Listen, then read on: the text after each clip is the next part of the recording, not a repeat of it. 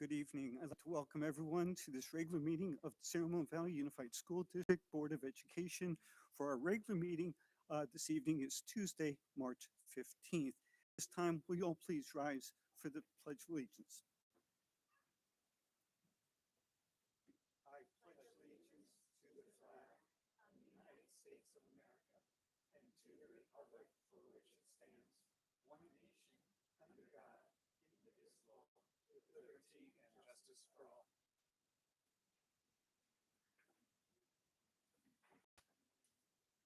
Good evening.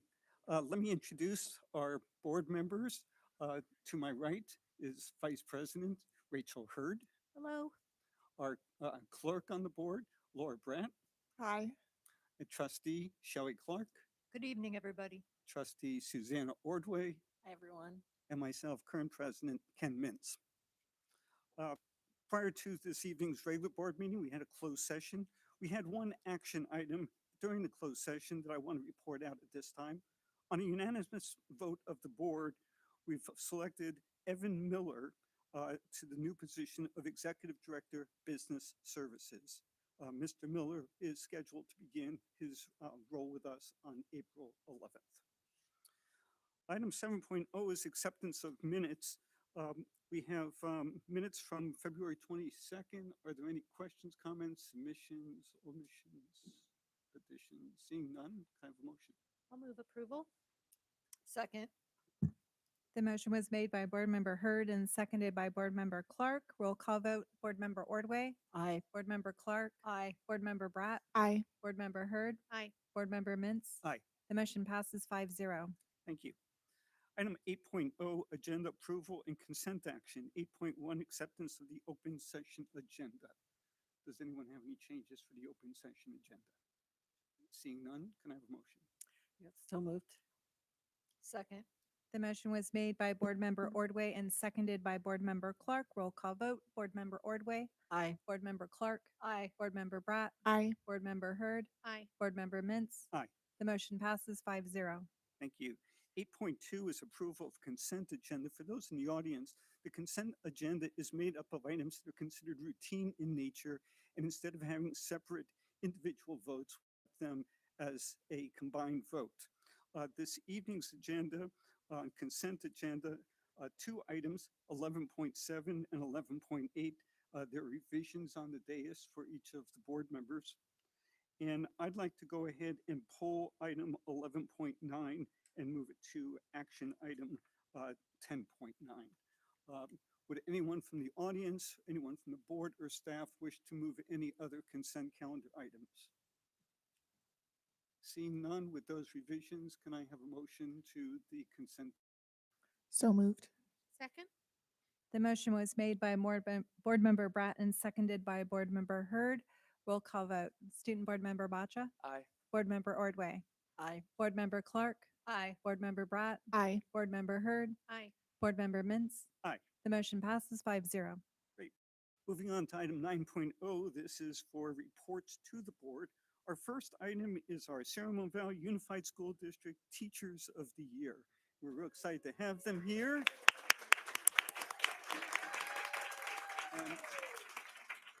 And I'd like to call up Nadine Rosenzweig to make a presentation for us.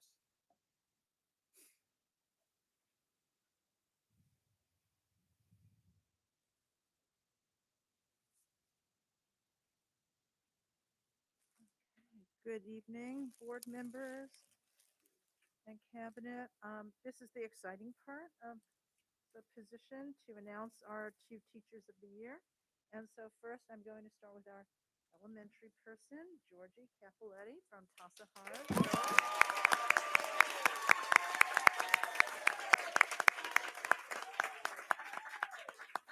As you can see, she brought her fan club from family to staff, and I had to save seats, so thank you all for coming.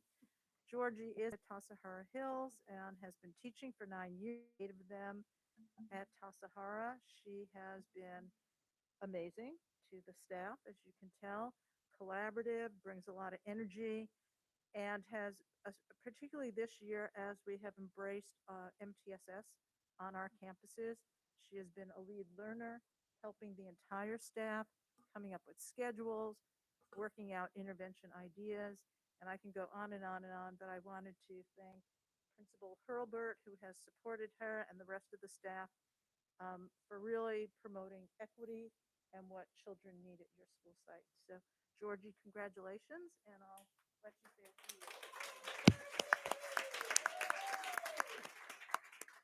Good evening, everyone. My name is Georgie Capoletti, and I'm honored to be the San Ramon Valley Unified School District's Elementary Teacher of the Year. I first want to say thank you to our board members for recognizing me this evening.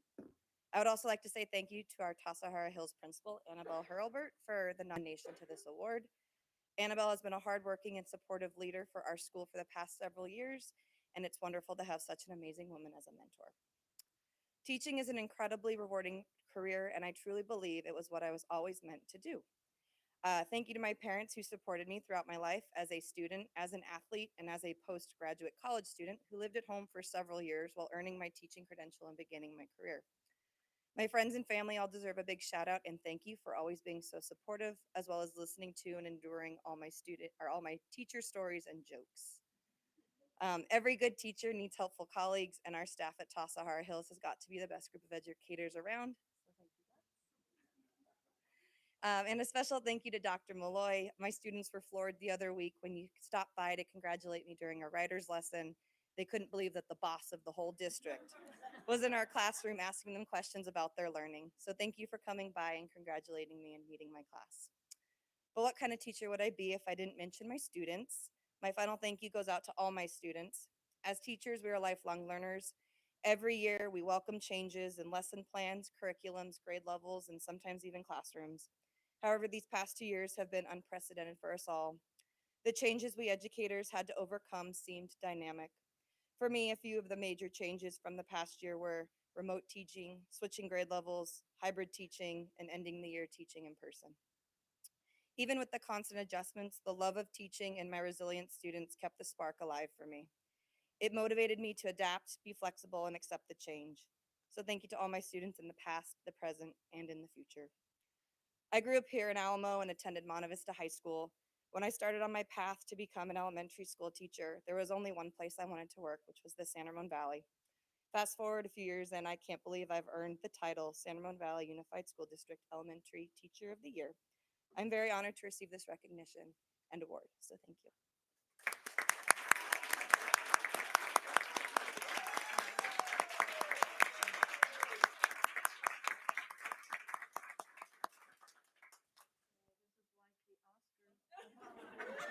I don't want to touch it. Don't drop it. It's the correct one. And then, do you want to do the photo now or after? I think after both. Okay, so you can hang on to that.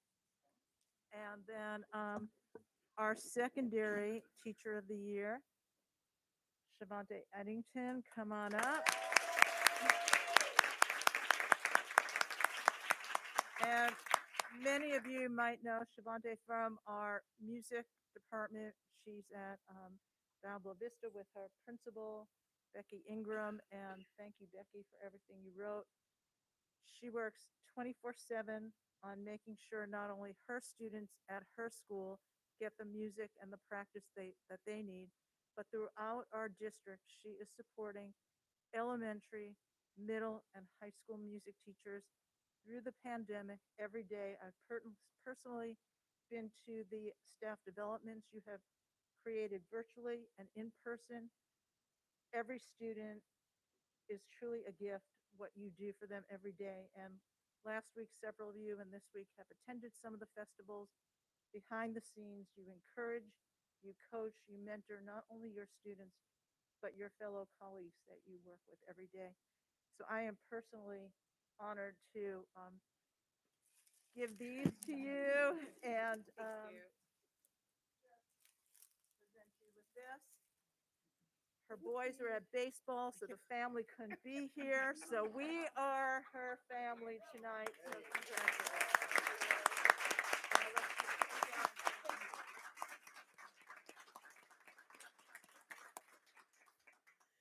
Yes, Nadine mentioned that my family is on the baseball field, and I have to thank them first. I just grew up wanting to be a music teacher. I knew in seventh grade, the first time I held a clarinet in my hands, and I've done everything I could possibly get involved with to just further that craft. And if it wasn't for my supportive family, I would not have been able to be the leader that Nadine sees in me, that my principal sees in me, and that those who granted this nomination see in me.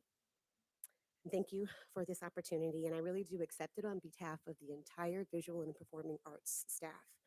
I look forward to representing San Ramon Valley Unified School District as I submit my application to the county superintendent. It's truly an honor to serve the students, parents, and staff of the Yellow Vista Middle School community. Thank you.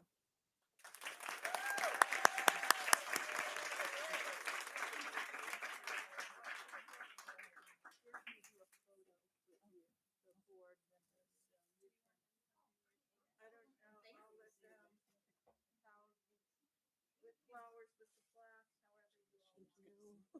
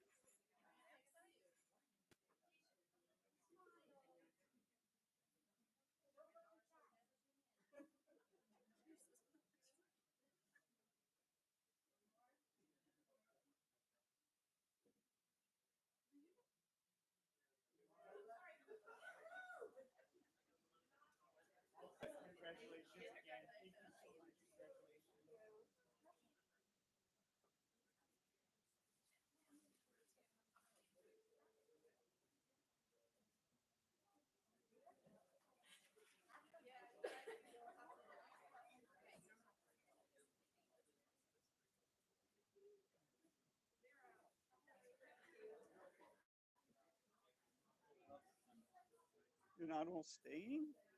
Oh.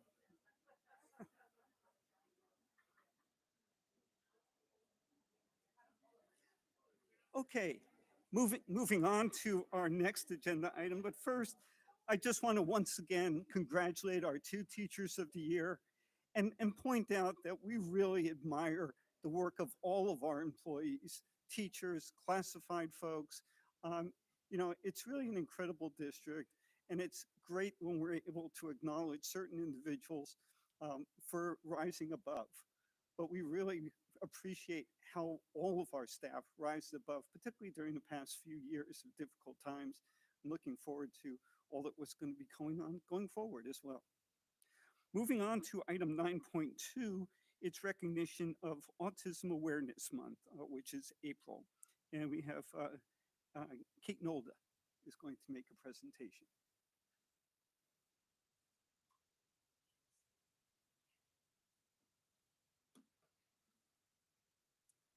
That is a tough act to follow there with all that excitement. Good evening, trustees, community members, and colleagues. Thank you so much for having me here this evening to speak with you about a topic that is near and dear to my heart. Autism Awareness Month is celebrated every April in order to promote autism awareness, inclusion, and self-determination for all. I am here this evening to speak with you all to highlight just a few examples of how SRVUSD values and supports our students, families, and staff members in this manner. Autism spectrum disorder, or ASD, refers to a broad range of conditions characterized by challenges with social skills, repetitive behaviors, language, and nonverbal communication. These challenges often manifest in early development, usually before a child's third birthday. Over the years, we have seen the prevalence of ASD increase significantly. As of 2021, the CDC shared updated data from their longitudinal research that suggested the prevalence of ASD is now 1 out of 44. While ASD affects all socioeconomic and ethnic groups, there continues to be a significant difference in the rate of diagnosis between genders, with those identifying as males being more than 4 times as likely to be diagnosed as compared to females. In 1970, Autism Awareness Month was conceived in order to educate the community and celebrate opportunities associated with living, attending school, and working alongside people with ASD and their families. Since then, various organizations have continued to celebrate and spread awareness through a variety of activities. Here in SRVUSD, autism is the third most prevalent eligibility for special education. Although many students may meet diagnostic criteria as a student with ASD, it is important to recognize that this diagnosis does not automatically signify that they qualify for special education services. Within the school setting, we are still obligated to follow IDEA guidelines when determining eligibility. Even still, it is essential for us to recognize and support students with ASD given their highly individualized patterns of needs and abilities. Historically, we have often thought about ASD in a linear fashion, using terms like high or low functioning to describe a person's abilities. But this is often an overly simplistic way of thinking about a complex set of traits. Instead, in order to highlight and celebrate each person's unique profile, it is helpful to think of the skills in a wheel where each individual's strengths and areas of challenges can be delineated. In shifting our thinking about students with autism, in this manner, we are better able to highlight their unique ways in which they experience the world around them. No two people with autism are the same. Within SRVUSD, there are a plethora of available clubs, programs, and interventions that are provided to students on the spectrum, as well as other students who might benefit from this support. This list is by no means exhaustive. From the Best Buddies programs at the high schools to lunch bunches at the elementary schools, students are encouraged to foster an inclusive mindset within each of these supports. Many sites continue to participate in various ability awareness activities to bring a sense of understanding and empathy to those who learn differently. Many students on the spectrum also benefit from some of the programs or curricula, including the Zones of Regulation program, that are available throughout the district. Additionally, the broad range of mental health programming, including the Rainbow Room, skip counseling, and the support given by school counselors, support counselors, school psychologists, social workers, is often beneficial to students on the spectrum. I'd like to also take a moment to highlight two of the programs that are available to support students within ASD here in the district.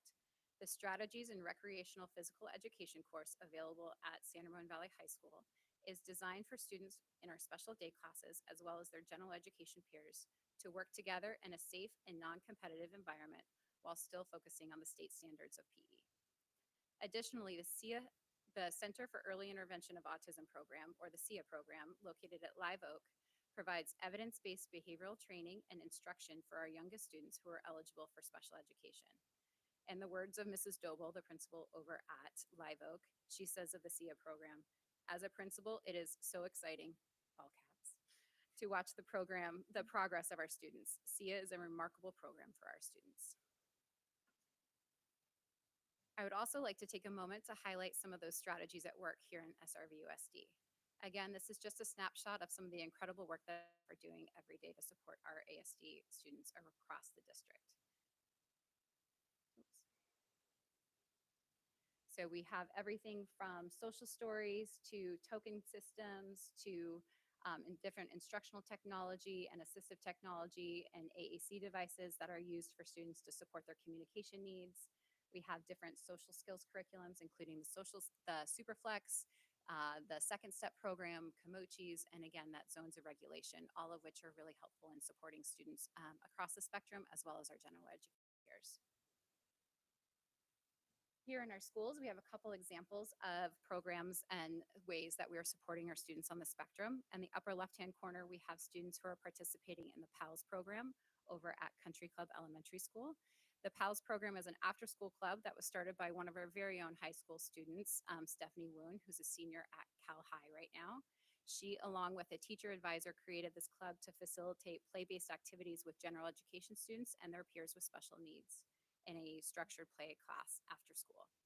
This program allows all students to hone their skills of cooperation while intentionally fostering an inclusive mindset.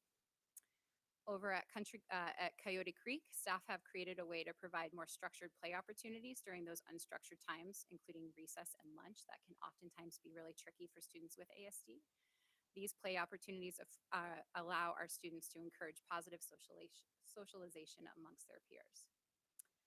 Over at San Ramon High, we had the Special Olympics in January, which included programs from across the county and a very fun soccer tournament. That was lots of fun and very lively.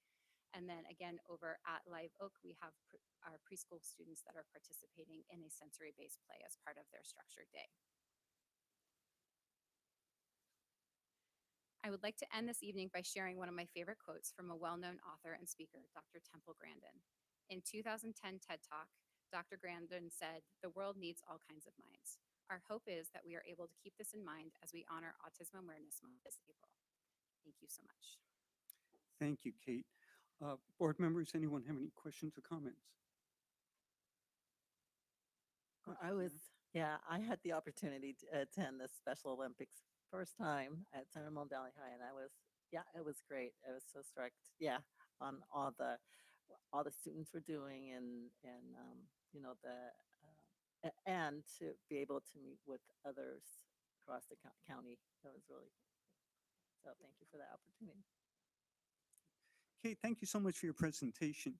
You know, I really appreciated your brief definition of the spectrum and looking at it as more of a wheel and looking at individual aspects as opposed to kind of that linear view, because I think it would really help to take away the label and really focus on the individual's needs as well as their gifts, because I know a lot of kids with ASD do have, you know, a lot of gifts as well that we want to help bring out.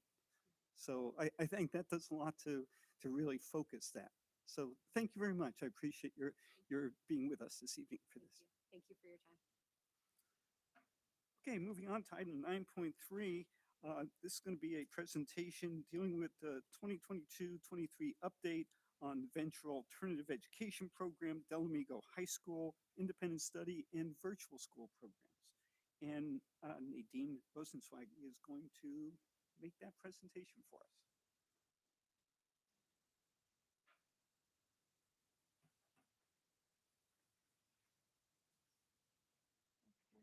Good evening again. So I have Jess Colson, our coordinator of our social emotional learning and college career readiness.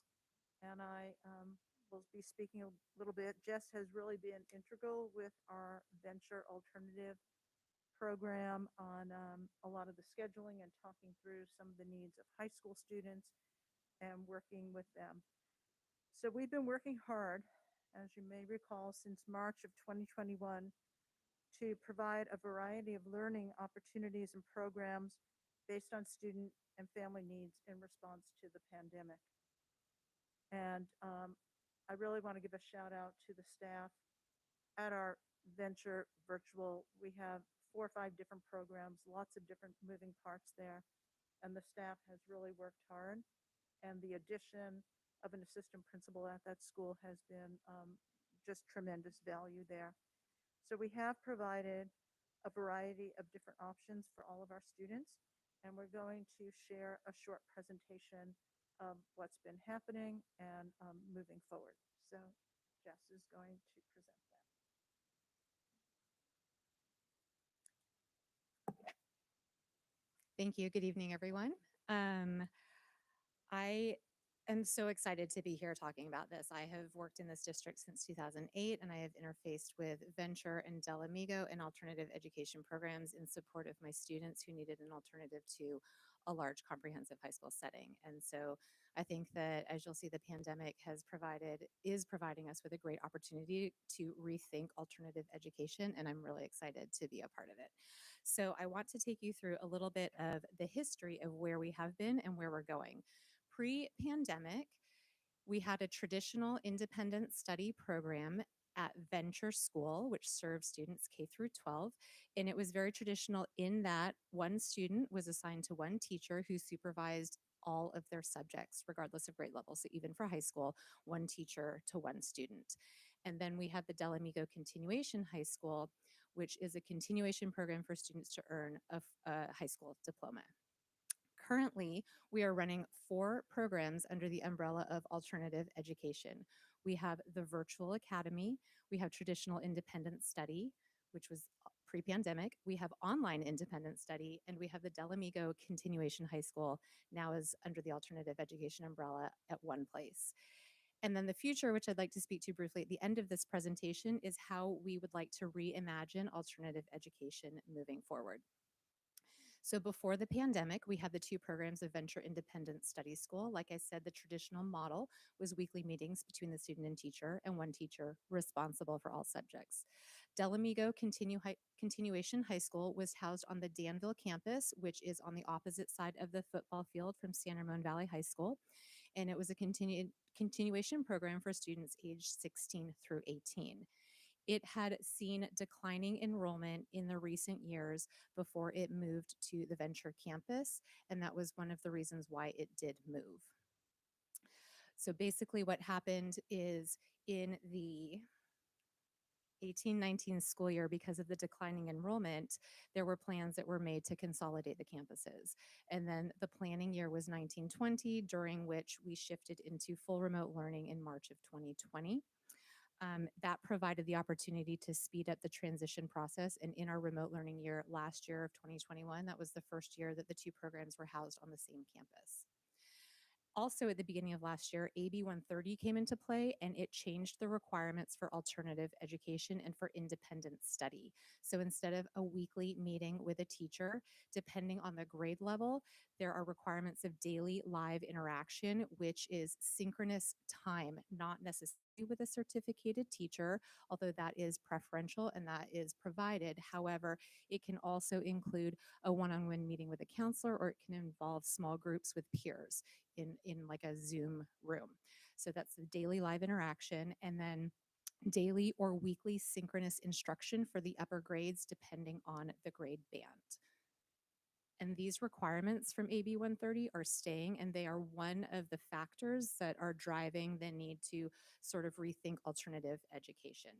So this year, we have the Virtual Academy, which is TK through 12, and it resembles the remote learning from the 2021 school year. This program was a temporary program. We said last year, almost exactly a year ago, that we would put it in place for 1 year to bridge that gap, because we had no idea what was happening with the pandemic. At that point, I don't even think that Delta or Omicron had surfaced, and we needed to provide an opportunity for our students and families who did not feel that they could return to any type of in-person instruction for this current school year. And so we put into place the Virtual Academy, which not only meets the requirements of AB 130, but far exceeds them with regard to its programming. Because of the way that staffing works and hiring and scheduling, there came a time towards the end of the summer, beginning of the school year, where we did have to cut off enrollment in the Virtual Academy, because we needed to make sure that we could staff those families that had requested their students be there. So we added an additional program for online independent study, where it's more like the independent study program in that it's much more self-directed and much more self-study, and we are using supplemental curriculum programs. So we have Peak Fuel Ed at elementary, and we have Edgenuity for secondary. And then Delamigo High School opened for continuation school 16 through 18 on the same campus. It has very small enrollment this year. It's limited only to 15 spots. And that is because even though we had time to consider this, the construction was slower than perhaps planned, and don't have the facilities to accommodate more than 15 students. There's only one classroom currently at the Venture campus allocated to the Delamigo program. And so especially with social distancing requirements in play at the beginning of the year, or that we thought were going to be in play at the beginning of the year, we couldn't offer more than 15 spots. So that is one of the things absolutely up for consideration, is expanding the number of spaces in the continuation program moving forward. And like I said, it's on the Venture campus. This allowed, at the end of the 18-19 school year, the student enrollment in the Dell continuation program was 30 students. And so it was tiny, and it was not viable to run two separate campuses, which was the driving force behind consolidating the campuses. However, now that the pandemic has come and students are facing myriad issues and challenges and seeking alternative types of educational programming, we really need to rethink how we're serving our students. Unfortunately, because the program had been declining for so long and we didn't anticipate the pandemic when we planned for it, we're now in a little bit of a crunch, because the facilities are not large enough for some of the students that we need to have there. So that is something that is definitely first and foremost in our minds. So moving forward, we want to keep in mind the strategic directions always. They are what drive everything that we do in this district. Out of that, Margaret Wee, who is the new assistant principal, who's doing an amazing job at Venture, and Nadine referenced her at the beginning of this presentation. She's met with her school site council to get their feedback from both students and parents. And then we held a teacher stakeholder engagement meeting last week to get the teacher feedback. And I was blown away by the passion and the enthusiasm and the care that these teachers have for their students and for this program, and for their willingness and openness to rethink it and to put ideas out there and to really work together for the collective goodness of our students. And so we have the strategic directions, which informed the guiding principles, which we are then in the process of looking at programs to create opportunities for students.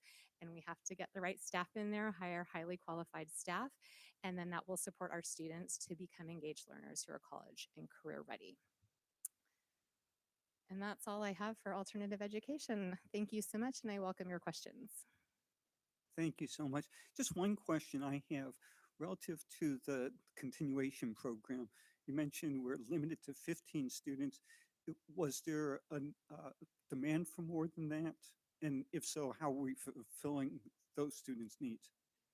So it is currently limited to 15 because of the facilities issue.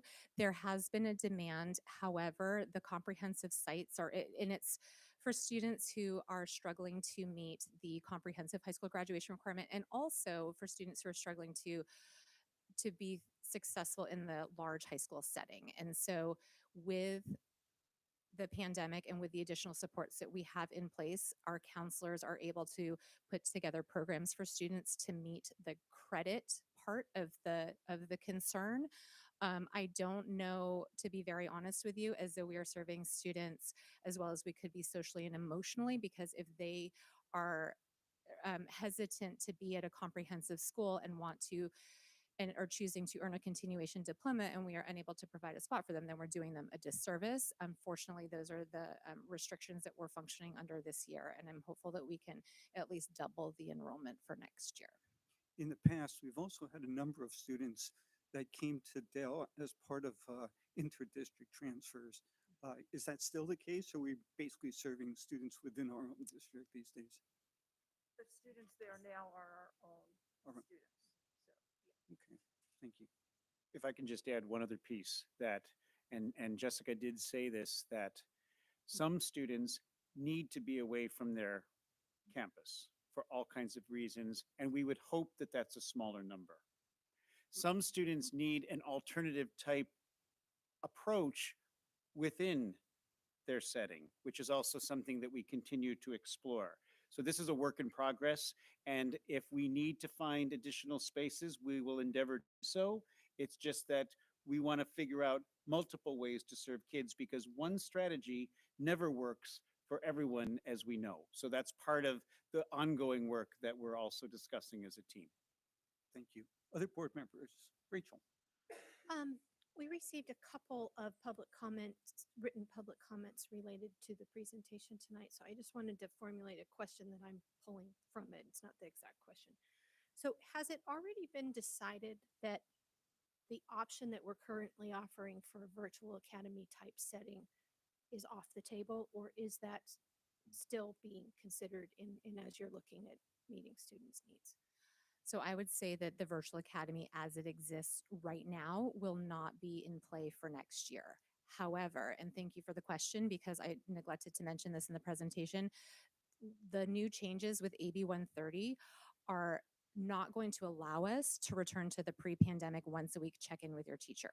And so we are working with the Venture staff to design schedules that are more fitting of the rigor and the just the quality of instruction that we're used to with San Ramon Valley education, but still allowing the flexibility for students who want or require independent study. So, and we need to streamline the programs. We have the the staff there I don't know how they do it. They are doing an amazing job juggling 4 different programs and they're not fully staffed. And so if we streamline the programs and we keep Dell because we have a continuation school to meet those students' needs, and then we have one program for alternative education that is, if you want to look at it as a spectrum of like, this was pre-pandemic, this is virtual academy, let's kind of meet in the middle. So there's like a marriage of the two ends of it. And that has not been fully decided yet, but that is the idea that pretty much is consensus from people that we've talked to, most people that we've spoken with. Okay, so you're considering the needs of some of the families that don't feel comfortable returning to a comprehensive high school, and what are the options within the law, because some of that is constraining us as well, right? Yes. And if I could just add, the whole concept of lessons learned during the pandemic related to things virtual is still on the table going forward, especially for our older students, especially when we think about options and access and all of these questions that we need way more time to figure out. So I don't want anyone in our community or our board to think that we're not going to continue those discussions. But to be very candid, and thank you, Jessica, for putting it out there, the state is being really clear what it likes, what it wants from school districts.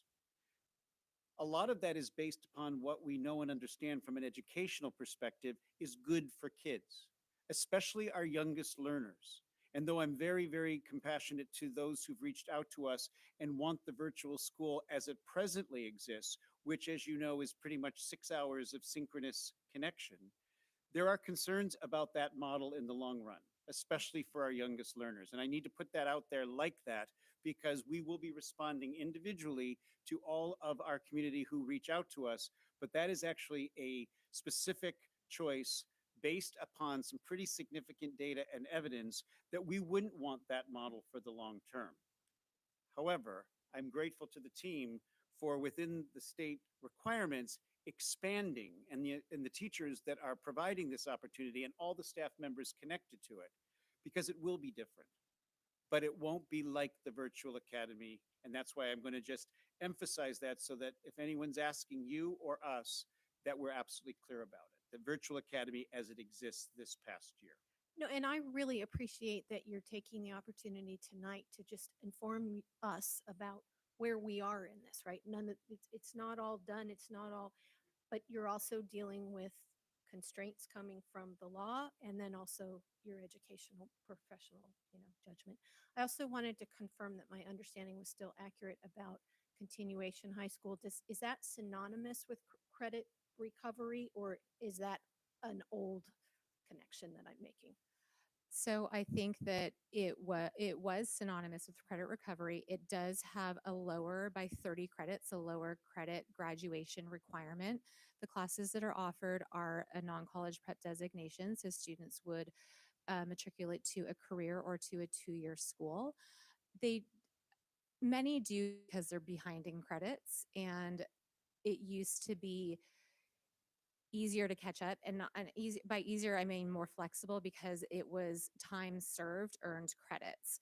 So that is still in play, but it is also I want to be hesitant towards it's just the students who need to recover credits, because students go there for many different issues. But I do want to say that probably the primary factor for going is to recover credits, because they are behind. But I think that's an important distinction, because it might mean that whatever model is defined by the continuation school Del Amigo is the best fit for a student, and they don't have to be behind in credits to be able to take advantage of that setting. Is that correct? Yes. And I would also say that moving forward, I love how you're reframing that, because as Kate just presented, and as we're dealing with the strategic directions and implementing them, we really have to consider all of our learners and the paths that are best for them. And this is one of them. Thank you, Rachel. Other questions? Joey? Can you give us an idea of how many students are enrolled presently in the virtual academy and the other programs that are at Venture?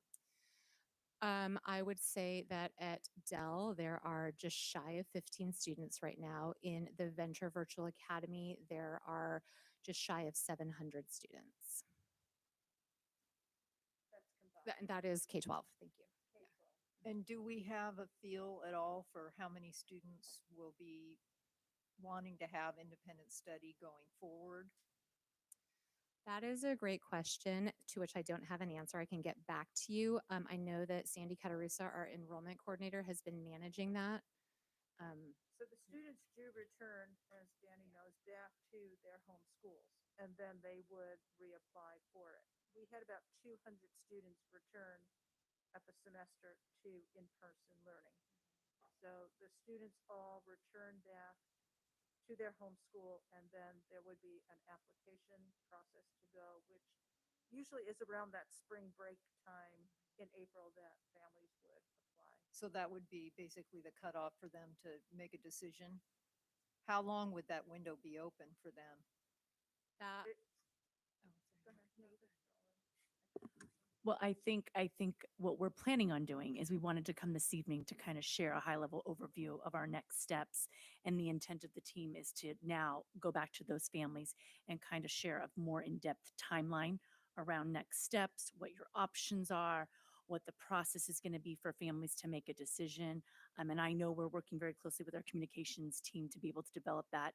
And we wanted to come here first to kind of let the board know what our thoughts and plans were, and then our next steps are to communicate that with families and be able to allow them to look at a timeline and make the best decision for their students. So then there would be consideration around whether they'd have to commit for a whole year or a semester, just like there was for the virtual academy. No, I don't think there would be. And that is one of the reasons why we're trying to streamline the programs because, and Danny knows the money so much better than I do. But what I will say is that with regard to independent study, that is not the preference of the state. And that is not what AB 130 is looking for with regard to educating our students. And so their belief, and I would say as educational professionals, we agree with this, is that students should be for in-person instruction. So a student absolutely has the right to apply for alternative independent study. However, if they want to return, they must be placed at a comprehensive site within 5 days of the request being made. And so we are so fortunate to have all of these one-time COVID monies that have been able to fund the virtual academy and essentially hold spaces in 2 locations, both virtual and at a comprehensive site for our students.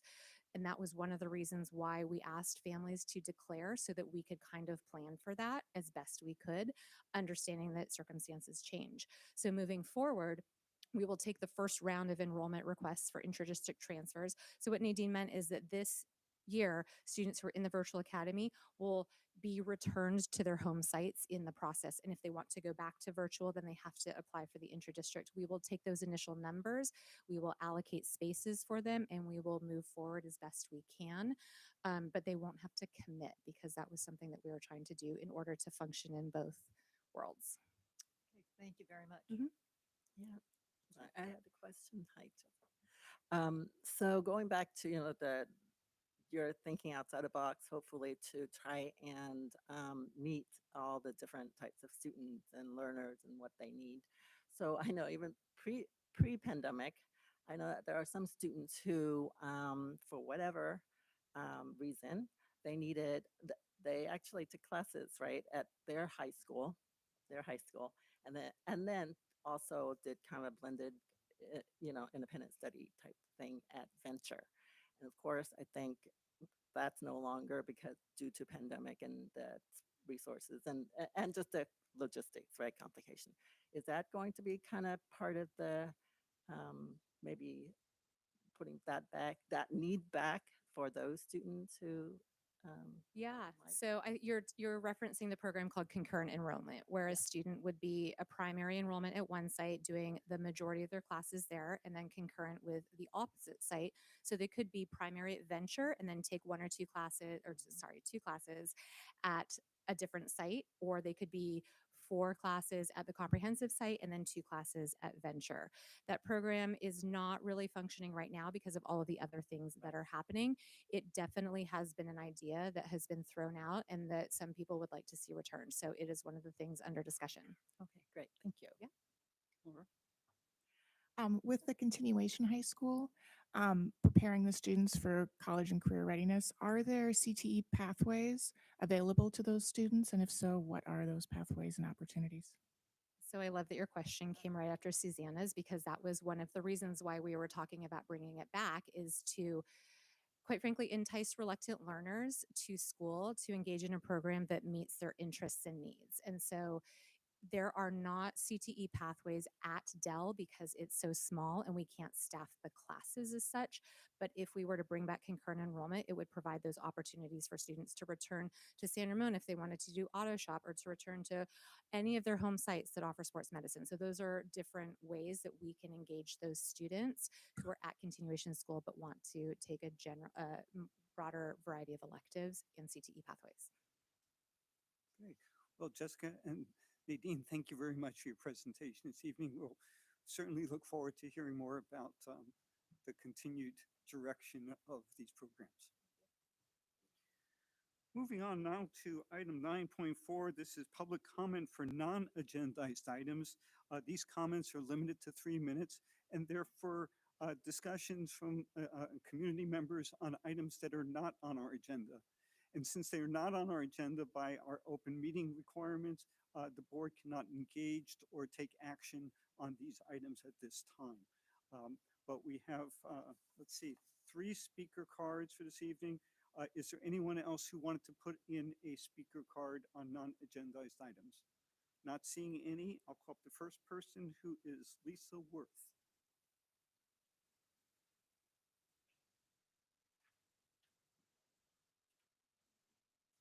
Good evening. My name is Lisa Worth.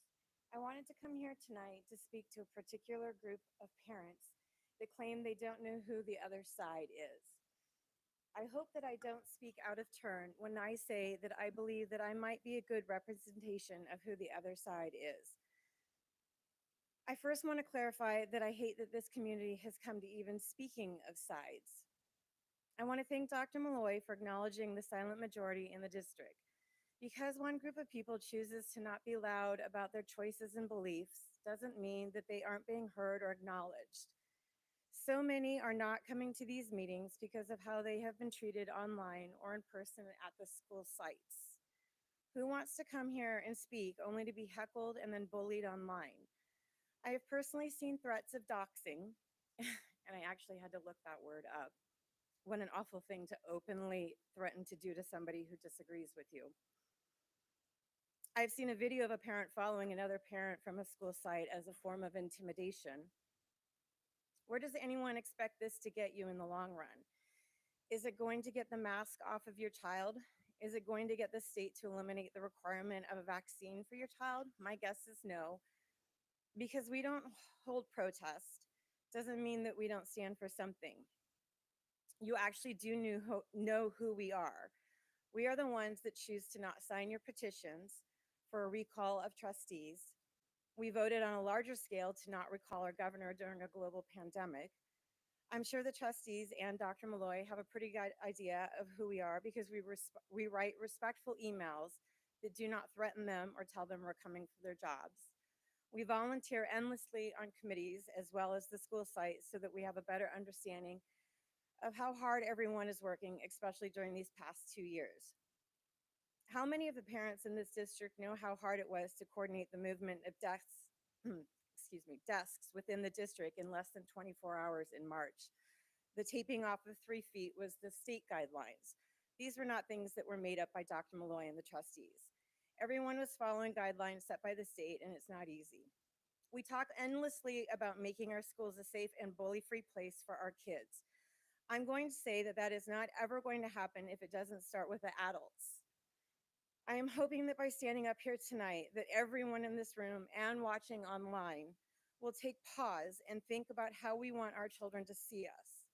Please think about your words the next time you hit the send button. Thank you. Thank you, Lisa. Next card is from Lisa Gross.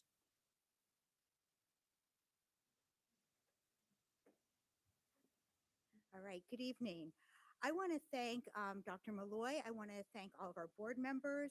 I want to thank our district staff for all the support you've given to PTA. And PTA is here for every child, regardless of race, religion, how somebody identifies their gender, sexual orientation. We're here for every child. And on that note, I want to invite all of you to Advocacy Day to advocate for all of our children, our entire community. California school funding is not equitable and it's not sufficient to meet the educational needs of all of our children.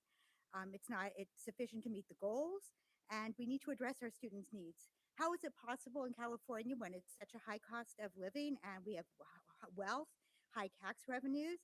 The short answer is that we don't give enough money from the state to education, where it's not adequately funded. Assembly Bill 1614, which I know you're all familiar with, is by Assembly Member Al Martucci, and it would add $4.2 billion to the current base grant funding with the intent to reach the top 10 states in the country for K through 12 education. We need to raise our base grant of LCFF so that our district and other similar districts have the finances to provide everything we know that all of our children deserve.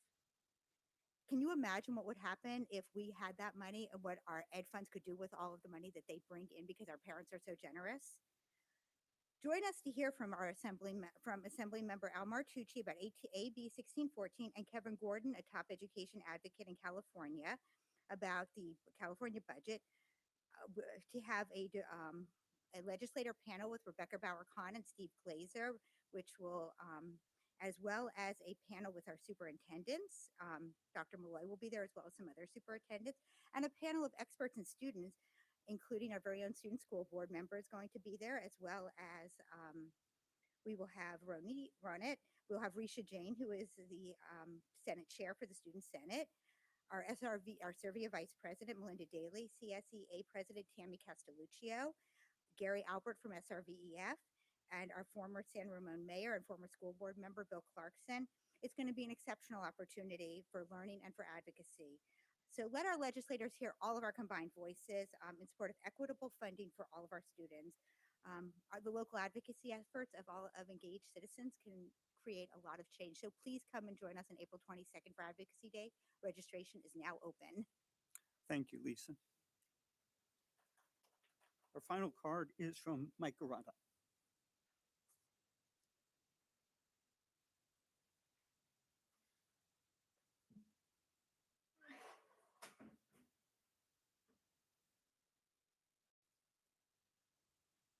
At the last board meeting, Superintendent Malloy began diverting attention from classroom teacher abusive privilege by citing LGBTQ safety, misleadingly conflating concerns of some students with classroom behavior of certain activist adults. That's the strategic diversion, the cynical maneuver recommended 30 years ago by Kevin Jennings and his Gay, Lesbian, Straight Education Network. Meanwhile, Mr. Malloy continues dodging the actual safety issue at hand presently. That is an ideological attack on the hearts, minds, and souls of insecure and impressionable elementary school children, including susceptible autistic kids, by activist district personnel. As just one example, it was Country Club Elementary Principal Christy Glazer and instructional coach Corby Saunders who invited seminar attendees in November 2020's online National Convention of English Teachers to hear them, quote, describe their experiences on queering the classroom, from read-alouds and beyond, unquote. The read-alouds include Prince and Knight, a homosexual romance, and When Aiden Became a Brother, although Aiden's a girl, and other homosexual and gender-bender titles. So along with secretive lunchtime Prism Club LGBTQ meetings, which invite impressionable youngsters, indoctrination now includes regular no permission slip needed elementary classrooms themselves. And so, Mr. Malloy, if you wish to stop the naming of personnel involved in such episodes, you should halt your own campaign to push the envelope, your term, not mine, regarding LGBTQ issues. Specifically, you should shut down the district's indoctrination machine, particularly to prohibit captive audience queering the classroom, quote unquote, exercises led by your activist personnel. While you're at it, you should at least discourage the confusing of young children by teachers whose chosen pronouns don't match what the kids are seeing in front of them. And you should additionally halt a pernicious practice in which some teachers expect children to introduce themselves with specifications of their own pronouns. That's confusing, deliberately so, I believe, to kids who think they are obviously singular boys and girls respectively, not plural they and them, not the opposite sex, not Z nor Zir. Parents concerned about this strategic misuse of the authority they've delegated to schools should look up Californians for School Choice. They're to obtain and then sign and send in signatures on a ballot measure petition, and that ballot measure would go to the November ballot. It would facilitate escape from such classroom indoctrination. Thank you. Moving on, 9.5 Association Presidents Reports. Let's see, Tammy.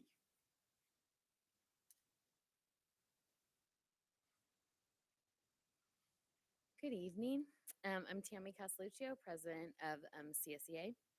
I would first like to congratulate Georgie Capoletti, elementary teacher of the year at Tassajara Hills, and Shavante Eddington, secondary teacher of the year at Dabla Vista. I am sure that you are the best at your craft and your students love you. Thank you for all you do for our students daily.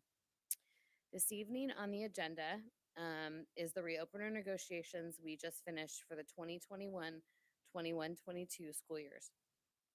We had about 7 sessions that were very collaborative, and we had some very important conversations to ensure that our employees were supported. And your approval this evening is greatly appreciated. I would like to thank the CSEA negotiation team, myself, Mona Monger-Milani, Jose Pinon, Robin Ambler, Joanne Buckley, Joanna Canaparo, and CSEA labor rep Priscilla Elliott, the district team Keith Rodzinski, Melanie Jones, Latanya Williams, Linda Riley-Tom, and Zetta Riker for the hard work we all put in to get through this negotiations process. We are gearing up to start full contract negotiations soon as our contract expires June 30th. We are looking forward to continued collaboration and partnership. Thank you. Thank you, Tammy. Laura Finca. Good evening, board, public. My name is Laura Finco. I am the president of Servia San Ramon Valley Education Association, representing the nearly 1,700 non-managerial certificated staff here in this district. I also too want to send my congratulations to Shavanta and Georgie. As Nadine was walking back, she was kind of tapping me on the shoulder. 2 of our best, most definitely. Both very, very deserving and fantastic educators, and we really appreciate their recognition and their dedication. I also want to congratulate CSEA and management's negotiation teams on the tentative agreement and look forward to the hearing for ratification of that. Speaking of ratification, we just recently came to our own tentative agreement on 2 MOUs, memorandums of understanding, that I wanted to report out to you. We took our ratification vote as well. One was our TK expansion. As you know, TK is now pretty much universal and expected to be in our school districts. We're very excited to share that 93% of our members voted to ratify for the TK expansions. And also we spent quite a bit of time on our MOU for the Bell schedule. And unfortunately, not quite as many members felt as excited as others might. On the Bell schedule MOU, only 86% voted to ratify that. And that actually speaks in volume to the fact that it is a very confusing issue when it comes to the impacts of SB 328. When it was passed and signed, I think really the focus in the legislature was, hey, kids need sleep, teenagers need sleep. This would give these students the opportunity for sleep.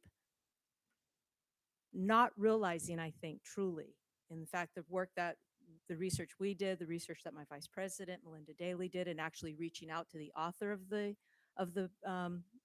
bill and the lobby group that really worked hard to get it passed in the legislature, I don't think we really fully understood of what the impacts that extra hour was going to mean when it comes to the rigorous and innovative curriculums and programs that we've been able to offer here because of A period. Now, for those of you in the audience that may not know, A period is a instructional period that happened prior to the start of the instructional day. Limited number of students would take advantage of this, and when it was basically to expand and provide additional opportunities for our students to have some flexibility, or in some rare cases to take 7 periods if they so wanted to. With SB 328, as we've heard over the past number of school board meetings from John Campbell-Piano,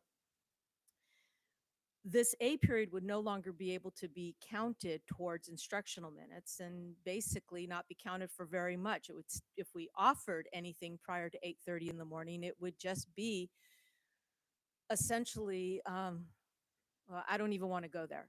It would not be counted for instructional minutes. It would not count towards A through G requirements. It just was not feasible for us to offer a course prior to 8:30 in the morning because of SB 328. So our options were limited on when we could, if we wanted to continue to offer a 7-period day to students, what that would be like. And so there was quite a bit of discussion, the impacts of SB 328, and what we basically settled on in the MOU was to take A period from the start of the instructional day and put it to the end of the instructional day. Now that might seem simple, but it's not. There's a whole lot more to consider.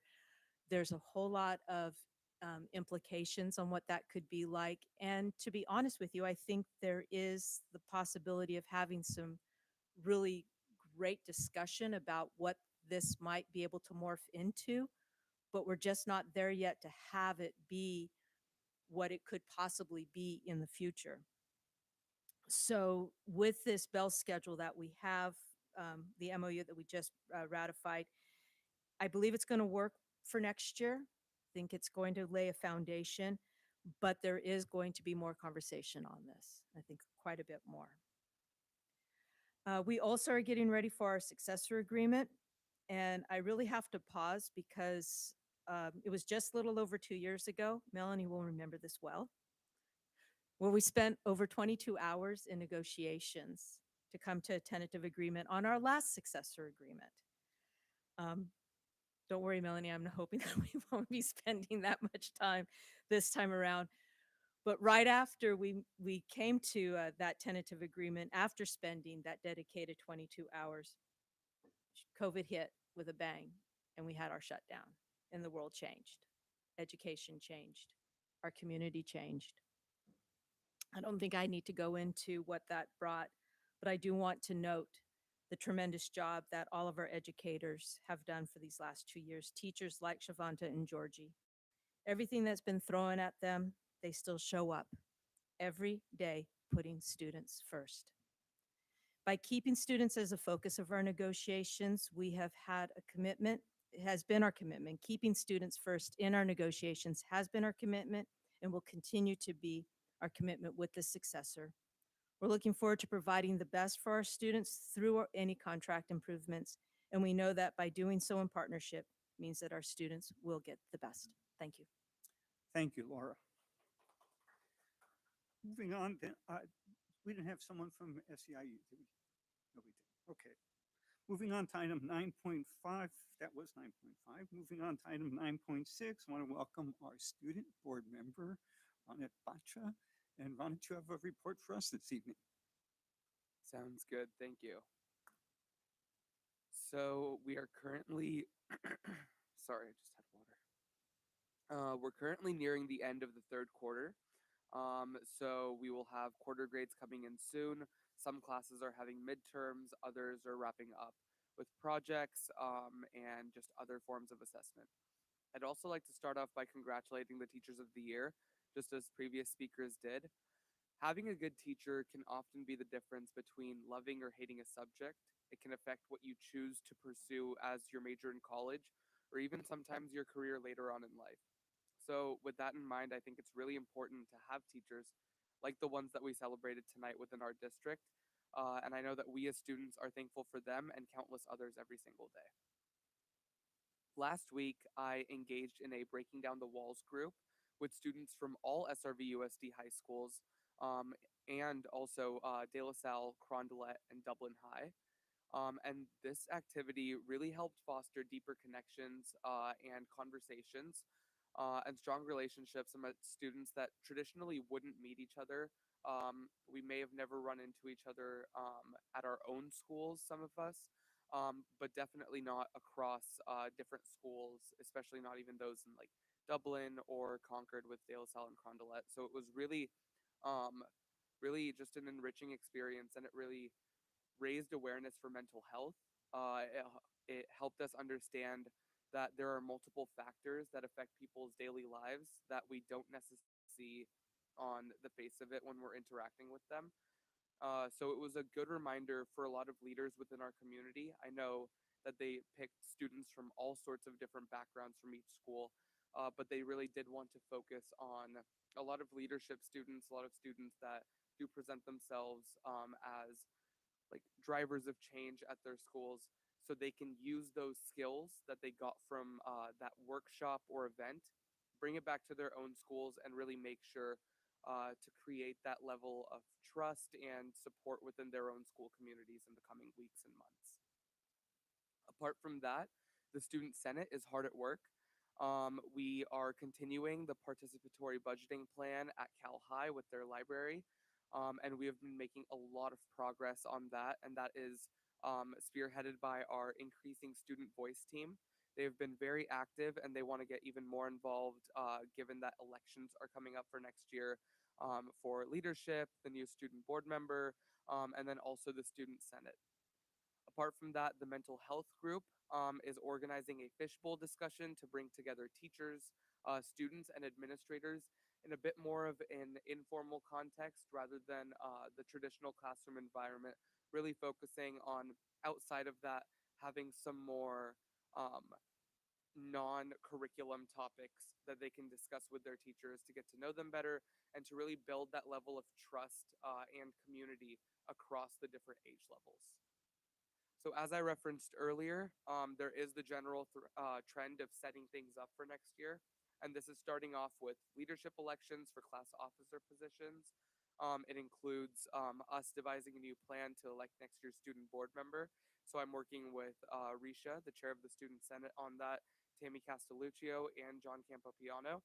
And then we will take our plan over to Dr. Malloy as well, just to make sure that we have everything underway. It should look relatively similar to last year's process as well. However, we do hope to have a component of more student involvement in this decision as well, to the point where the Student Senate is able to weigh in since they will be working closely with next year's student board member, but also have some sort of like democratic process to it to make sure that this is a person that the students really feel is able to represent them just as much as the district is able to feel that they can get their thoughts across to the board members or to the people working at the district office. In other news, masks are off. Yesterday was our first day back at schools without masks. And for the vast majority of students, I think people are very happy.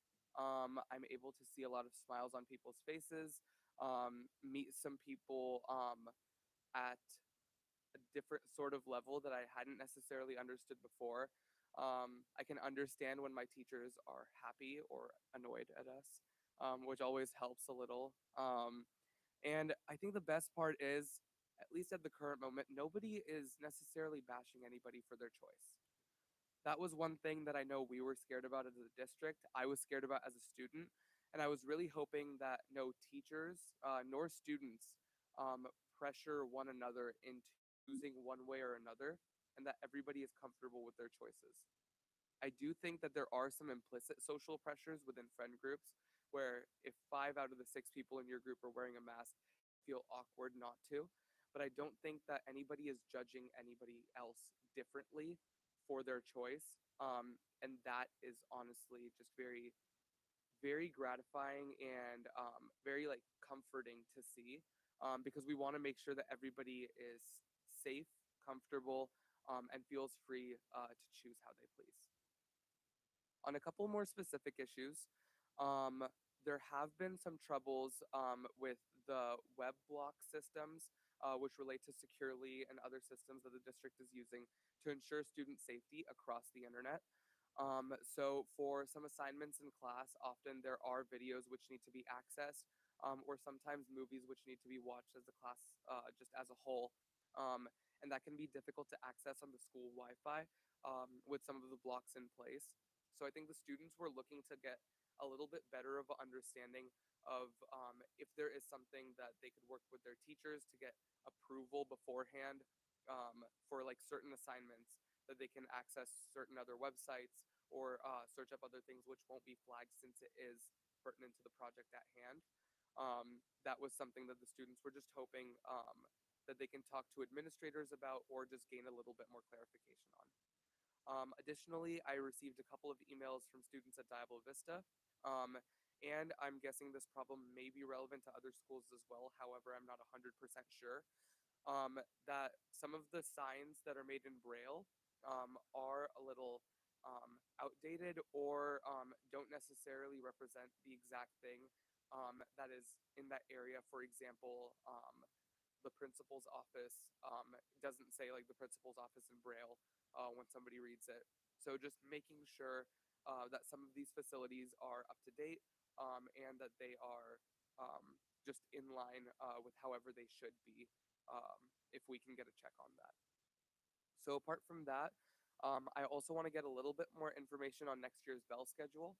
Although I won't be going to like a school in the SRVUSD next year, I know a lot of other people who will be, and I know the student senators and many other students in the district would love to just hear about that, offer some of their input as well, and if they have any questions, gain some clarification, which will probably be relevant to students across most of the high schools. I'm guessing middle schools aren't necessarily as impacted since most of them start after 8 anyway, but definitely at the high school level. And besides that, I just want to turn the floor over to you guys for any questions and kind of just offer my input and opinion on anything you guys might be wondering about the student body as a whole, about how things might be going in the district with academics, social, emotional well-being, and any other things that you guys might be curious about. Thank you, Ronit. Particularly I appreciate your comments relative to the mask issue and the way that's being handled on school site. And I hope, as you were hoping, that it continues to be something that is harassment, bullying free, and that people express an interest in ensuring what others want and letting it stay at that. Other board members, Laura? From your perspective, what is the student experience in terms of at a secondary level, I think at a high school level, just given your experience with mental health support, social emotional wellness support? Does it feel like, I hate to use the word enough, but does it feel like, the needs are being met as a student from a student perspective? So I think that there are some elements to mental health and social emotional well-being that are out of the hands of school administrators and counselors. At the end of the day, there will always be issues with friends. There will always be stress related to academics. But I really think that what's important is that they have somebody to talk to throughout that entire process. And I think that that need is definitely being met within the district. So that offering is there, but the problem is that sometimes there's a little bit of a stigma associated with going and seeking out that help. So even though the resources are there, not everybody is going to access those resources, even if they need it, because they're scared about either admitting to their friends that they're undergoing a lot of levels of stress, whether that's issues at home or at school, or necessarily like going to the wellness center. It's sort of, for some students, it's sort of like admitting that there's something wrong with them or that they're in this like situation and others should like feel bad for them. And they don't want that to be like floating around their heads, and they want to talk to someone, but they just don't want other people to judge them for it. So I think at that level, if we can create some sort of approach where students are able to talk to their counselors or are able to talk to their teachers or anybody else at the school to an extent where it doesn't necessarily seem like they have to make this bold leap and go out and seek out help. And instead, it's just a more like casual conversation with somebody that they meet with once or twice a month or once a quarter. That would be a step in the right direction. So when I was actually looking through a lot of this information last spring, I remember in middle school, we had full of check-ins with our counselors And usually check-ins with our counselors aren't that common, at least at the high school level. There are a lot of students. I know counselors are very busy during the first semester with college application, letters of recommendations, and just with a lot of other things with scheduling as well. But I think that if there was an opportunity for quarterly check-ins with students, even if that is 10 to 15 minutes, or something else along those lines where they're able to talk to students on a bit more of a personal level, but it doesn't have to be necessarily student initiated. That might help some students just already be like into that environment from the start, and then it doesn't seem like they're going out on their own and having to do something that they traditionally wouldn't, even if they do need the help. Other questions? Thank you for that insight. Okay. Rana, thank you very much for your report. Moving on to item 9.7, we have our superintendent's report. Thank Dr. you. Malloy. Thank you, President Mintz. And I think the start of our meeting today, when we celebrated our teachers, reminded us of how important it is to celebrate. And how, even though the board meeting is an opportunity and a requirement for you to do the board's business is connected to students and staff and schools, connected to our community. So even though our first example tonight is probably going to get a lot more intentional, I want to share a very short video of student voices. This happened to be from Bella Vista. And we asked a simple question: what do you love about your school?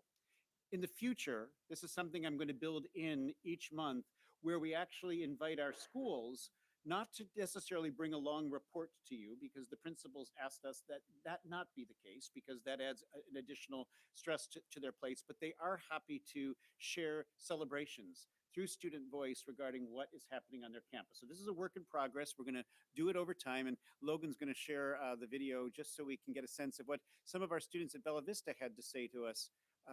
And getting to hear directly from students, it put a smile on my face, and I hope it does you as well.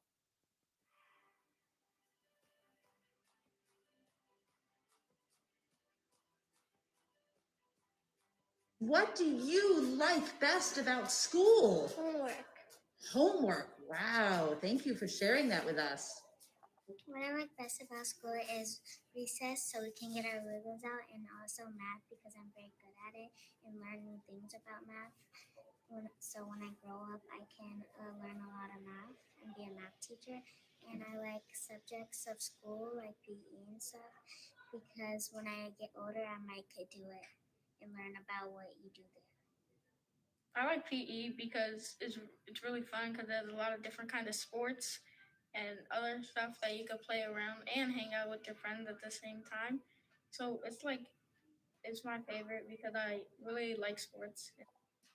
So what I like about school is I like in first grade that we do math, and also I like in first grade we do science, and one of our activity in science is we made an umbrella and like see if it would fall down by like flapping it. I really like doing math because I like the concepts. It's fun learning new concepts. I also like playing with my friends during recess. I play tetherball, and it's really fun. I like math. I like PE. I like math because, well, I don't know. I don't really know exactly why. I just kind of like it. But I like PE because I like to run and like play like games. I like art because I usually get to paint a lot and do stuff with my art teacher. I like going out to recess because you have the freedom to do whatever you want. You can have fun, hang out with your friends and eat snacks, and you can relax from learning and have a break.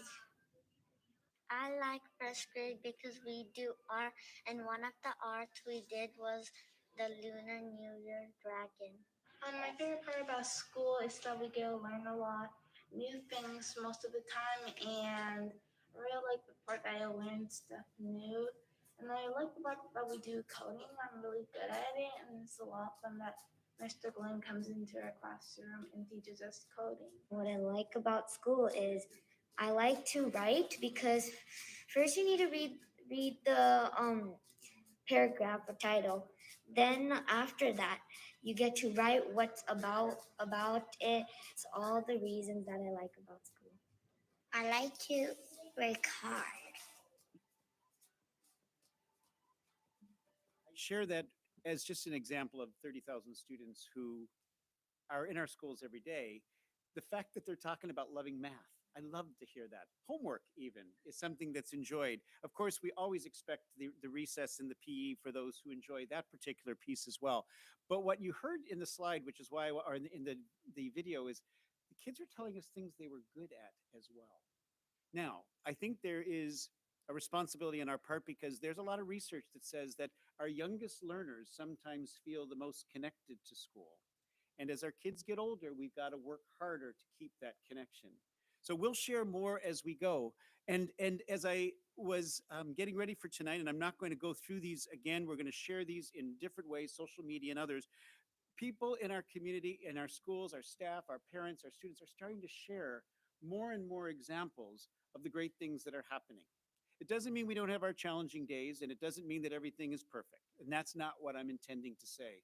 But I think when we talk about balancing all of the stresses that our community beyond us and within here in San Ramon have experienced over the last while, when we think about all of the hurdles we've had to face and all the ways in which we've managed the different emotions and the different experiences that our families and kids have and our staff has, I just think it's sometimes important just to stop and to think about what are our kids saying to us on a regular basis. And we'll continue to do that. I also want to share tonight very briefly, because I'm going to be thinking about with our team a lot more opportunities to do this. I had a great experience working with or visiting the Leadership San Ramon group, where I spoke about our strategic directions. And the feedback I received there was how interested the members of that community are in why we're broadening the definition of success on the foundation of on the foundation of excellence. And then I went to the PTA leaders last week and engaged in the same discussion. In my mind, since we've been working on this for so long, I was under the impression that we all understood how all of these things connect. And what I realized and will continue to share both internally and externally is that we want our kids to be great students. We want them to achieve academically, and we want them to be healthy humans. And being a great student adds to being a healthy human, but being a great student alone does not necessarily constitute that. So that's what the both and is. And I realize that we have many traditions in the San Ramon Valley Unified School District, many amazing accomplishments that we don't want to lose, which is why it is a both and. But we really have to keep thinking about the and. So for our kids to think and to create and to collaborate and to communicate effectively, our learning opportunities need to focus on that. That may mean a departure from some of the ways we presently engage. For our kids to feel that sense of purpose and confidence, that sense of independence and interdependence, they've got to be okay when the adults aren't in the room. And that's not always the case, even though some of our kids would love some of the time for the adults not to be in the room. But we learned last year when we were in that, and I've shared it before, that 3 weeks of hybrid that didn't really work well for us at all, because there were all kinds of perspectives around what happens when a teacher isn't in front of a classroom all the time. And yet, as our kids move towards college or career or wherever they head after us, the adults aren't as present in every learning space at all times. So our commitment to social emotional well-being speaks to how we want to support our kids to become strong and whole and healthy. We're doing a ton of things in this area, but it's the reason we need to continue to do more. When we think about our equity commitment, and I do know that in this boardroom, in our community and beyond, I listen often to the different views of what some might think our intention is.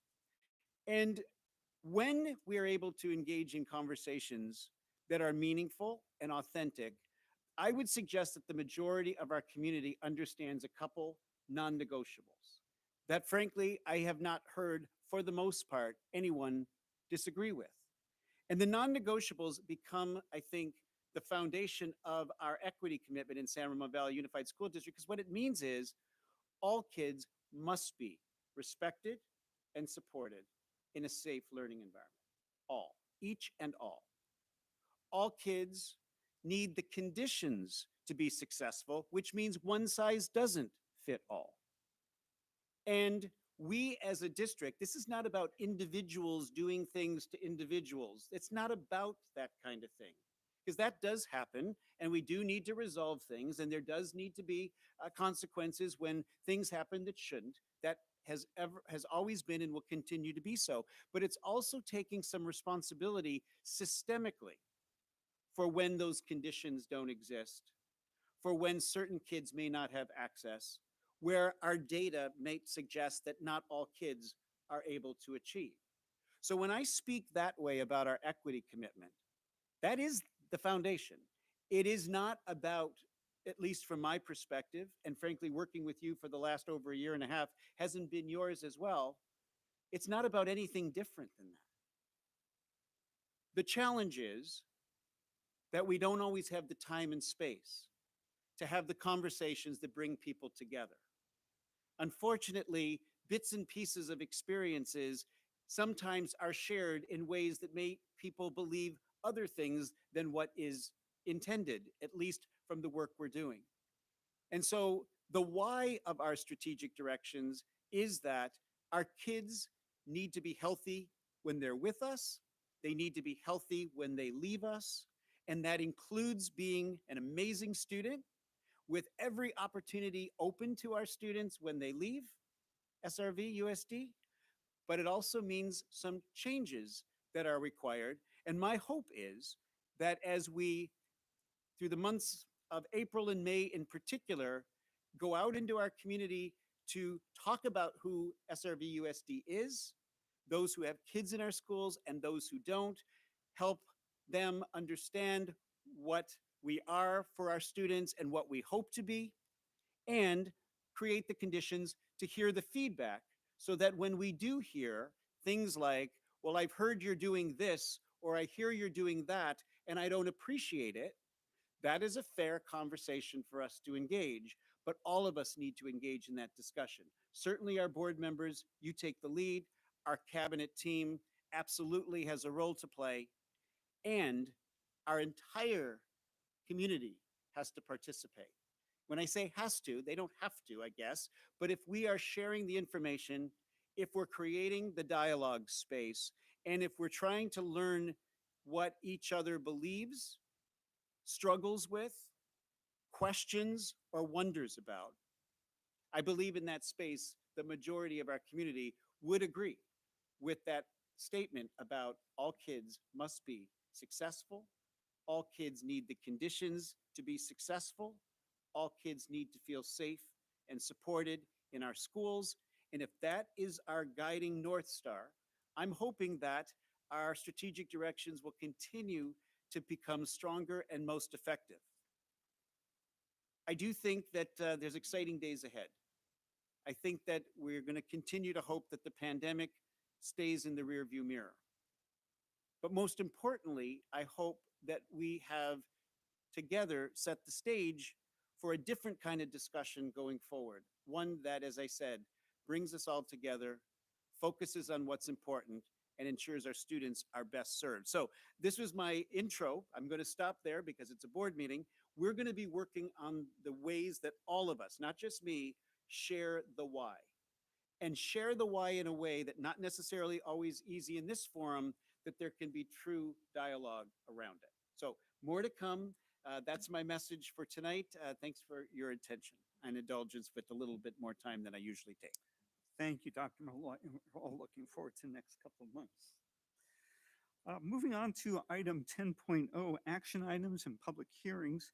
10.1, public disclosure of the major provisions of the 2020, 21, and 21-22 California School Employees Association, Chapter 65, Units 2 and 3, CSCA, agreement in accordance with the requirements for AB 1200, AB 2756, and Government Code 3547. And Danny, you have something to add to that or mention about it? I was just going to go through the cover sheet and explain Great. the piece.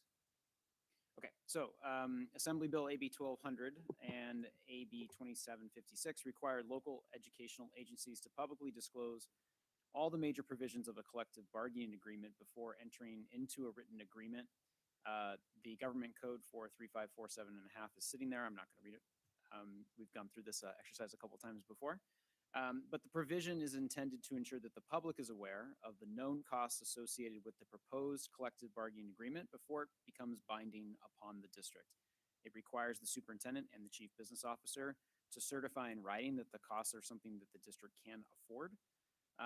As part of that process, we take the documents that are attached to this item in the board packet, and that begins on page 27 of the board packet this evening. We send it to the county office. They review it, they look at the public disclosure, they perform their review. They, the County Office of Ed, are in agreement with the district certification that we can afford the salary settlement with the previously identified assumptions and the budget staffing full-time equivalent adjustments that were recommended as part of the first interim report that we presented to you in December 14th, 2021. The district has reached this tentative agreement with CSEA Unit 2 and Unit 3. And in accordance with the requirements of AB 1200, we prepared the disclosure documents along with the certification that the district can meet the costs incurred during the term of the agreement. The budget implications for this agreement are an ongoing salary increase of 1% effective July 1st, 2020, an ongoing salary increase of 3% effective July 1st, 2021, and then a one-time payment of 1% based upon November 1st. For both Unit 2 and Unit 3, the total budget impact is $2,079,385 in the 21-22 year. Thank you. And given that this is public disclosure and we have no speaker cards on this item, we'll now move on to consideration of approval on item 10.2 of the tentative agreement between the San Ramon Valley Unified School District and the California School Employees Association, Chapter number 65, Unit 2, for annual contract reopeners for the 2020-21 and 21-22 school years. Melanie. Thank you, President Mintz. If I may, I'd like to speak to both items 10.2 and 10.3. So let me just point out that item 10.3 is consideration and approval of the tentative agreement between the San Ramon Valley Unified School District and the California School Employees Association, Chapter 65, Unit 3, for annual contract reopeners for the 2021 and 21-22 school years. So speaking to both units. Thank you. We're asking the board to take action on the recommendation that we're making this evening pending ratification by the CSEA Unit 2 and Unit 3 membership, which is currently taking place. We feel that these recommendations in this tentative agreement reflect very positive changes and improvements to the benefit of the CSEA employees as well as the district. Some of the highlights include, in addition to the Juneteenth holiday that you previously saw at a prior board meeting for the SEIU unit, updates and changes to both longevity and professional growth, a restructuring of some of the salary schedules for both Unit 2 and Unit 3, which is a product of all of the work that we did in collaboration with CSEA as a result of the classification and compensation study. What you'll also see is an MOU that would provide a update to our hiring process for some of our hard to fill positions in the class and the CSEA bargaining unit that would allow us to address the hiring process for some of our very hard to fill positions. I also wanted to echo Tammy Castelluccio's, the president of CSEA's, earlier comments and recognition of both the district's bargaining unit as well as the CSEA bargaining unit team members. And most importantly, I want to recognize and thank Tammy for her leadership in the process. And not only that, her commitment to both a healthy and collaborative bargaining process. So thank you, Tammy, for your contribution. And so with that, I would like to recommend that the board take action to approve the TAs as listed. Melanie, I have one question on that. And you mentioned that the union units have not yet ratified. Don't we normally wait until after the units have done their ratification before we do? No, we've actually asked you, made a recommendation to have you take action to approve pending the ratification in previous circumstances as well. Okay. Questions from board members? No? In that case, can I have a motion on item 10.2, which has to do with Unit 2 tentative agreement? Move approval. Second. The motion was made by Board Member Ordway and seconded by Board Member Clark. Roll call vote. Board Member Ordway. Aye. Board Member Clark. Aye. Board Member Bratt. Aye. Board Member Hurd. Aye. Board Member Mintz. Aye. The motion passes 5-0. Thank you. And then on item 10.3 has to do with Chapter 65, Unit 3's tentative agreement. Can I have a motion on this agreement? So moved. Second. The motion was made by Board Member Bratt and seconded by Board Member Hurd. Roll call vote. Board Member Ordway. Aye. Board Member Clark. Aye. Board Member Bratt. Aye. Board Member Hurd. Aye. Board Member Mintz. Aye. The motion passes 5-0. Thank you. And Tammy, thank you very much. And thanks to all of the folks involved with coming to these tentative agreements. Moving on to item 10.4, consideration approval to staff assistant principals for the 2022-2023 school year. Melanie again. So yes, as you're probably aware, during the 2017-18 as well as the 2019-20 school year, the district fully phased out the staffing of assistant principals at the elementary school level. And since then, the district has assigned teachers on special assignment to certain elementary schools where additional support was needed or has been needed.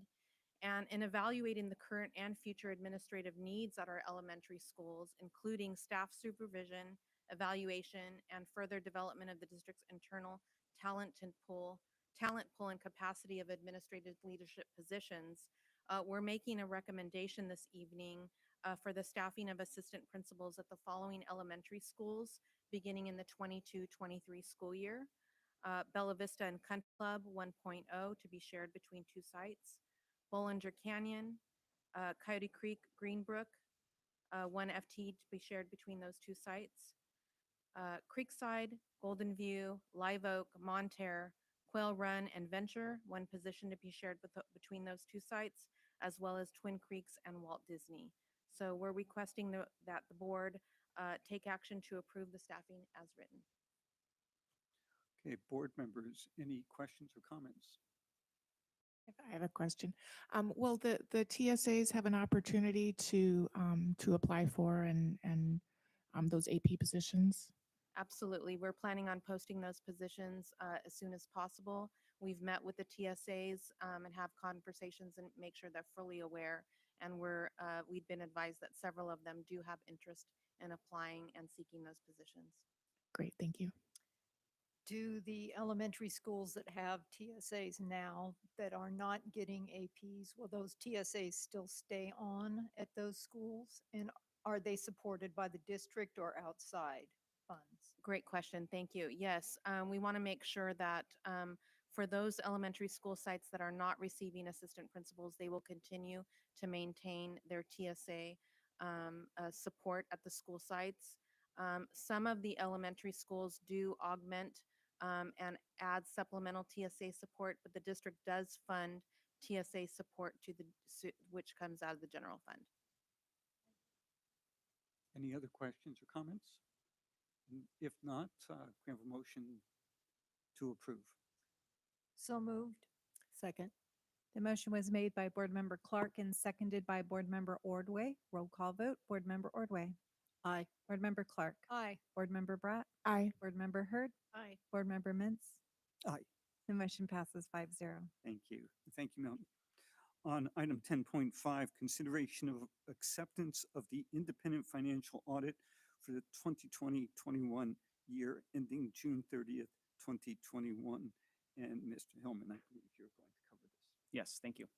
In accordance with Education Code 41020, the district has contracted with Eide Bailey LLP, an accountancy corporation by the State Board of Accountancy, for an audit of all funds of the district, including all component units.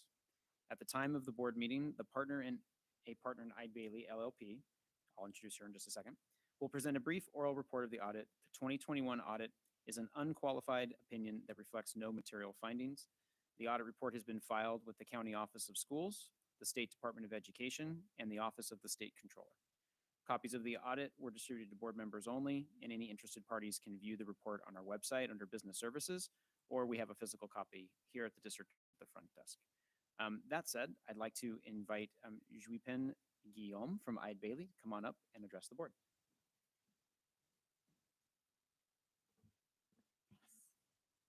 Good evening. The purpose of the audit is to provide an opinion about whether or not the financial statements for the districts fairly presented in all material respect. So the audit was conducted in accordance with government auditing standards. The procedures include sampling and non-sampling methods and based on risk assessments. We selected transactions and traced those transactions to the supporting documents and reconciliations in order to conclude our test. So based on our audit, we have issued an unmodified opinion, and that is a clean opinion. That means the district's financial statements as of June 30, 2021 were fairly stated in all material respect. The auditor's letter is on page 1 of the report, and the opinion page is on the top of the second page. I would like to just provide you an overview of the report. The audit report consists of 3 main parts. One is the MD&A, or Management Discussion and Analysis. And this section provides management's view about the financials for the year, and as well as some budget assumptions for the next year. The second part is the financial statements. The financial statements is presented in 2 ways. One is the entity-wide financial statements. And this entity-wide financial statements combines all of the district funds. And the other format is the fund financial statements. And these statements presents the financial statements by major fund as well as non-major fund aggregate, which is similar to the unaudited actuals. The third part is the notes to the financial statements. This section provides additional detail to support the financial numbers. This year's audit report, the significant change for this year's report is the adoption of GASB 84, fiduciary funds. As the result of this adoption, the district has reclassified student body activity funds from fiduciary funds to governmental funds. And there are no other significant adoptions that would affect the district's financial report. And the adoption of GASB 84 is discussed in detail in note 17 or page 74. There are no audit adjustments. A summary of the audit result can be found on page 103, and it shows that the opinions for financial statements and as well as federal and state programs audited are unmodified, and there are no material weakness or significant deficiency noted in internal control over financial reporting. So this concludes my presentation, and I'm happy to answer any questions you have regarding is to let us know that you received and your audit team received whatever support you requested appropriately from our staff in the preparation of the audit. Yes, I was not involved in the audit during the past year, but I've spoke with Terry Montgomery, and we didn't have any issue of getting the information. Very good. Thank you. Board members, any other questions or comments? Seeing none, reminder, this is for the financial audit for the year ending June 30th, 2021. Can I have a motion to approve or accept the audit report? Move approval. I'll second.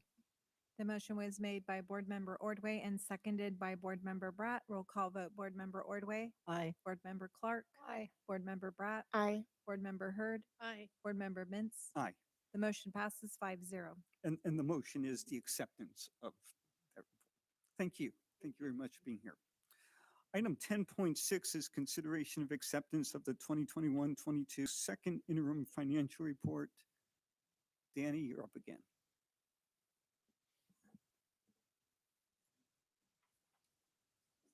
Thank you. Okay, up again. Here we go. Before I start the second interim report, I wanted to take a moment to just say a very big thank you, because the second interim report and everything we just discussed about the audit report that was completed by Ide Bailey wouldn't be possible without all of the work that the business office does. We have a ton of technicians there. We've got analysts, we've got directors, and they have been working very, very hard. The payroll department, everyone is a part of this, because all of their numbers basically and all of their work gets to be shown here in this report. And I just wanted to take a moment to say thank you to all of them, because the very smooth procedure that the auditor was able to go through is really a testament to their work and their ability to find things quickly and get them answers. So I just wanted to say thank you for that, because I don't think they get a lot of praise all the time, maybe a couple of times a year, and I wanted to make sure we do that tonight. So thank you for that. Thank you. Okay, this evening, I'm here to basically give you the second of 3 updates to the budget for the district. This is the second interim report. The format, you may notice, is incredibly similar to the one that I showed you in December, and that's intentional. We're not changing a lot of there's no differences here really between first interim and second interim. There are some updated numbers, but we're keeping the format the same, because really this is just a place to highlight the deltas. We're showing you the changes between December when we last spoke and now when we're speaking this time. So this is the second of the 2 required interim reports. It's part of the checks and balances. That's the purpose of the interim reports. We're evaluating the district's financial position. Once again, the process for anybody tuning in for the very first time is that the Board of Education gets to self-certify this report as either positive, qualified, or negative. The definitions of those are in the agenda item, but a positive certification means that the district can meet its financial obligations in this year and 2 more years. That is part of our recommendation. I'll come back to that in a second. The result would be, after you make a motion and an action tonight on that proposal from staff, that we would send it to the County Office of Ed. They look at it again, they certify, and then if they agree, everything moves on to Sacramento and gets filed with CDE and the office and some other people. So let's go ahead and jump in. Just showing you again where we are in the process. Last we spoke was on December 15th. It's worth noting, just as a friendly reminder, that the numbers I'm showing you today are really through January 31st. We're not talking about anything February or this month. This is about our halfway point, if you want to think of it that way. We start July 1st. And we're now getting all the way to January. You're getting about 7 months. And we want to give you the update. You can see that we'll have 2 more reports. We'll come back to you. And the budget with estimated actuals, we'll come back and do that at the second to last meeting in June. We'll talk about how this year is finishing. And that's when we officially have a foot in each year, if you will. One in this year showing you how things are finishing, and then a foot in next year about how we anticipate things starting off. So that said, let's jump into the numbers. This slide is showing you all the anticipated revenues with restricted and unrestricted amounts combined by year. The itemized totals can be seen beginning on page 85 of the board packet for those of you who would like to follow along at home. The assumptions are not written down here, but I wanted to let anybody listening know, especially the board, that the assumptions for the cost of living adjustment are baked into these numbers. For the 22-23 school year, we're looking at a 5.33%. For my apologies, 5.33 is for this year. 2022-23 is a 3.61 COLA, and in the third year, 23-24, we're looking at a 3.64 COLA. Those are coming from the SCC dartboard, which is School Services of California. They keep that updated on a regular basis, and this reflects the most recent information. Doesn't seem recent now because it's March, but from the governor's budget proposal in January. You'll see here that LCFF revenue increases in the next 2 years when compared to our first interim estimate. We were calculating a drop in revenue due to our ADA, our average daily attendance, being calculated at current levels rather than the 1920 level. You may remember us discussing that in December. The governor's budget proposal from January offers a new third option for calculating average daily attendance. And his proposal is something of basically a 3-year average. That's a third option that we haven't had in the past. And that option would provide higher ADA rates than the 2 options that are currently in law, which would be the current year or the prior year. So that said, there are other similar proposals that the legislature has countered with of their ideas. There's lots of bills out there right now. The bottom line is that we feel very confident, and so does the county office, that they gave us a way to predict a 3-year average. Whether they go with the governor's proposal to change it or one of the proposals from the legislature, everyone knows they're going to do something. We don't know exactly what it is, but we feel pretty confident that a 3-year sort of model is going to be employed and put into law. And so that has been baked into these numbers. And that's why if you were to compare this to what I showed you in December, you're going to see higher revenues in the next 2 out years, is because we're taking into account this new option for predicting our revenue. Regardless of which proposal is eventually selected, districts experiencing declining enrollment are going to benefit from the additional option to calculate ADA. So as of last month, our enrollment was about 30,121 students. That's down about 398 ADA from this time a year ago. The assumption we've made in these numbers puts us at negative 275 year over year. And that goes back to a conversation that the board had several years ago, pre-pandemic. We haven't really changed that number. Negative 275 is what we're still having these numbers that you're seeing here. And if we need to adjust that number because next year we don't see kids come back, or there's some new variable we need to take into consideration, we'll bring that back and have that conversation with you again.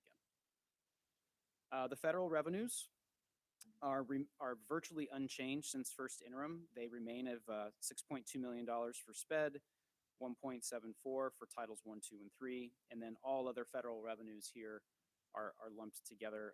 $13 million covers the remainder of the COVID-related grants like ESSER and things like that, ESSERs 1, 2, and 3. Other state funds on this slide include the SPED master plan, that's still there. Lottery money of $6.4 million, $1.3 million in mandated cost reimbursements, and $28.7 in what's called quote unquote all other state category. $14.3 million, which is where we book the STRS payments made by the state. We have to book it, but it goes directly to the state. We just have to show it on the balance sheet. Since we met last December, the state has distributed more dollars to districts to use for very specific programs. So there's $7 million more for a couple of different programs. One is called ELOP. We're going to talk about that later. That's the Extended Learning Opportunities Program. There was also another grant that the state distributed called the Educator Effectiveness Grant, which is a professional development grant that'll cover several years. And then a higher rate for special education students. This is from a higher calculated rate for AB 1602. These new dollars can be seen on page 86 of the board packet if you'd like to see the detail. On this slide, we also have higher state and federal revenues due to the COVID-19 funds. That hasn't really changed yet. I would like to still point out that these are one time, so in the out years they decrease. That's why you see that changing so drastically in 22-23 and 23-24. Our other local category includes parcel tax donations close to 6.9 million. That's still on track. That doesn't change that much between first and second interim. And then other things like leases and rentals and interest. And then the 15.5 million of that number is mostly local donations. The transfers in the 21-22 is a transfer from Fund 40 to invest in updated technology server infrastructure. We covered this in December. That hasn't changed. The number is still there. And one other thing I wanted to point out here, actually a couple more things, but because our certificated staffing is determined mostly by ratios, we can see here that expenses should decrease next year as the staffing numbers follow our downward trend in enrollment. So that's why you're seeing some of the numbers drop. And that's to be expected. If we have fewer students, we should have fewer ratioed staffing taking place there. Our classified staffing doesn't always follow a ratio, so the FTE numbers are assumed to be the same in this model on the screen between year 2 and year 3. And as we discussed in December, the reason why it ratchets up is because of higher costs just from year to year to turn the page. Employees move on the salary schedule, and that's being captured here, and the difference between certificated and classified salaries.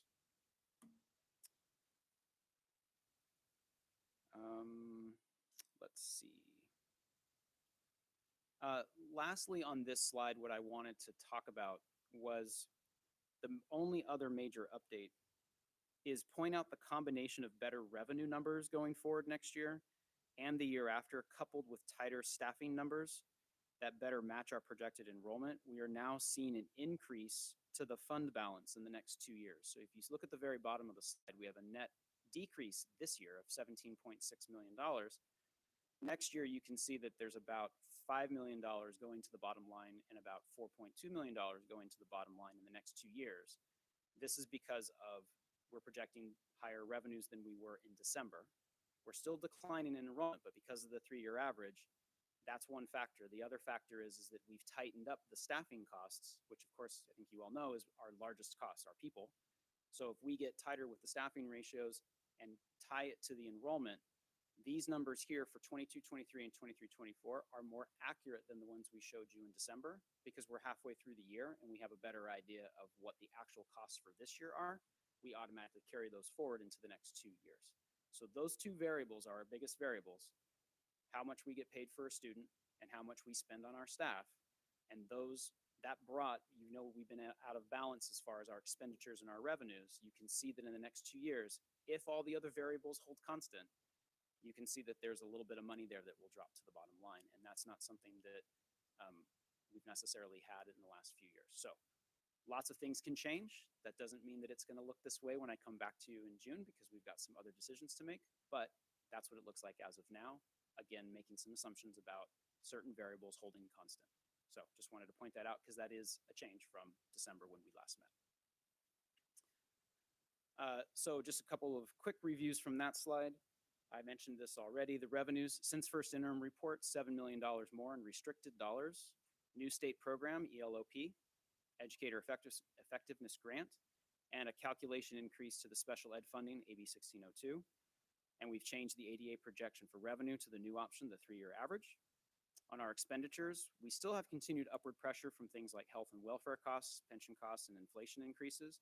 I think everyone at this point is very well aware of what the gas pump says on the corner, and that doesn't mean we're exempt from that. We have all of our costs if they're not controlled and fixed in a contract, those are increasing as well. So we anticipate that those pressures will continue. And then we have some assumed changes to staffing in the 23-24 year and beyond, because as one-time monies are exhausted, we are making assumptions about our staffing in those years that we'll have to make anything that's being paid for with a one-time fund is coming off the books. If we want to make a different decision, we have time to do that because it's still next year and the year after. But these are the assumptions that are in the sheet and that are on the screen. On slide number 6, I wanted to point out a couple of things. So what this is trying to summarize, just similar to the format we showed you in December, is that beginning of the year, the beginning fund balance was $51.2 million. We're projecting the ending fund balance to be $33.5 million. You can see that on the 2 slides ago when I was showing you numbers and I mentioned that we had about $5 million dropping to the bottom line, that can be seen right here in 22-23 in the middle column as it goes from 33.5 up to 38.7. That's the direction we want this to go. We don't want it to be the other way. So we also see that same trend in 23-24. So below the light blue line, the components of ending fund balance, it's just breaking down that 33.5 million in this year, giving you the requisite components so that you can see how we get to that number. So as of right now, we have about $11.4 million in legally restricted. This represents restricted dollars reserved for regular routine maintenance, for instance, the restricted portion of the lottery money for instructional materials, school site donations, and then 2 of our COVID ELO grants are in this number, the ones that I was mentioning earlier, ELOP. In the assigned item here, This is similar to what we spoke about in December. This is now, I'm 2 for 2 on this, I guess, where we're bringing you an interim report and we're bringing you a TA for you to vote on at the same time. So the TA that you just voted on for CSEA is sitting in that assigned number. And now that you voted on it, as we move past second interim, we will take the dollars that are sitting there for, we were reserving it in case you said yes, you did say yes. Now we'll take them out of there. It was, I think, $2 million, $2.7 million. And we'll move those up to the previous slide with the numbers into the expenditure lines for classified staff, now that we know for sure that you've approved it. We didn't want to do that ahead of time because we didn't want to make any presumptions about how you might vote. The assigned number in this year for 21.7 million is 17.7 of it is reserved. And then in 22-23, it's 19.5. It'll drop down to 19.5. And in 23-24, it will drop down to 13.3 million. So after we make those moves, this assigned balance will actually decrease. But this is all part of what we have been planning since December in case you decided to vote the way that you did, because that was the last bargaining unit that needed to come forward to you. So all that said, the total ending fund balance of $33.5 million is sitting there. The last piece I wanted to mention is the reserve that we are required to hold. As you may remember, our reserve for economic uncertainty, we have lots of acronyms in education. This is no different. We have an REU, the Reserve for Economic Uncertainty, sits in Fund 17. And the way that's calculated is it's 3% of whatever our expenditure is in that year. So in this year, it's $12.7 million. We also have a little bit of extra money that the board set aside in Fund 17 that we've used where needed when we've had to move money from it's called LCF shortfall, declining enrollment. It's in Fund 17 also. It's also assigned. And we just move it between that line and the line right above it, the REU, as the percentage needs to be adjusted. So what you'll see is if you added up in this year, the $12.7 million number with the $3.6 million number, and you added those two lines in the next year, and then 3 years from now, it's all the same number. It's about $16.9 million. All we're doing is as the expenditures change and you calculate 3%, we're putting that into the line. So it goes from $12.7 million this year. 3% of expenditures next year would be 11.4, and 3% of our expenditures 3 years from now, we're projecting to be 11.5. We're not making any transfers from the general fund to Fund 17 or from Fund 17 to the general fund. It all lives in Fund 17. All we're doing is keeping those dollars right there in Fund 17 and just moving the balance between whether it's 12 million and 3 million or 11 and 4, it's all the same dollars. They're just sitting there. So what that ends up doing is you can see how the reserve percentage goes up and down if you combine the two together. So what it means at the end of the day, all to say, is that you have a little bit more than the state minimum requirement of 3% sitting in Fund 17. It calculates to 3.8.5% this year. Next year would be 4.3, and then 3 years from now would be 4.2. So we are meeting the minimum requirement for reserves. You've got a little bit extra just in case we need it, and we're not asking or needing any sort of transfers out of general fund to make sure that we're meeting that requirement. So this is how it looks now at second interim, and it looks a little than when I showed it to you at first interim. Sorry if that was complicated. Or if I made it sound more complicated than it needed to. So slide 7, we're meeting the required reserves of 3%. It resides in Fund 17. The assigned categories in General Fund 1 include funds for negotiated settlements. We talked about that. And then the assigned amounts are one-time dollars. That's the thing I would like to reiterate. Anything on this slide under assigned, this $21.7 million in this year are one time. These don't replenish unless we put more money there. So in summary, state tax revenues continue to come in higher than predicted. The state is aware of the ADA funding cliff, as we talked about in December, and that's evident by all the proposals that legislators are making to counter the governors, but they're going to do something to help out districts. That funding cliff is because of declining population in school enrollment in the state. We still have continued work to do to continue match expenditures to revenues. That is the ever-present task, and we've done, I think, a good job of that between first interim and this interim. We want to continue to adjust our staffing to meet our actual declining enrollment, and we want to continue to provide the resources to support teaching and learning. On this slide, just to show you the next step, I talked about this at the top of the presentation, that we will be back to you in June to present not only the estimated actuals for this year, but the budget for next year. You'll notice that the light blue highlighted part is what our timeline is. We will be back and it'll be a final presentation and approval on the 7th. But you'll notice that the legislators and the state don't pass their balanced budget until June 15th. So it's after we've already made a decision. And we get this question a lot. How can you make a decision about something from the state that they have yet to decide? And the answer is very carefully. We take as much of the information that's available at the time. We make good assumptions based upon the different variables that they're proposing. And then we do what's called a 45-day revise after the start of the budget year for us, July 1. And so one of your first meetings next school year, you'll see a 45-day revision that will make any of the adjustments that we have to make to fill the gap between what we decided on June 7th and what the legislature and the governor eventually agree upon by July 1st. So your next meeting after that in the summer, you'll see some budget items come back, and it's us making those final tweaks to make sure that we're in line with how the state settled on their budget. That's pretty much the dance we do every year on this topic. It's unfortunate that the timing is the way it is, but it is what it is. I just wanted to also mention that we continue to hear very encouraging news from the governor, the legislature, and the Legislative Analyst's Office, the LAO. They provide regular updates on the California economy. The fiscal outlook continues to be very positive. The current COLA that they have floated looks like it's going to be even higher than what the governor proposed in January. That's not official, so we haven't baked that into any of our numbers. We're not taking that because it's not official.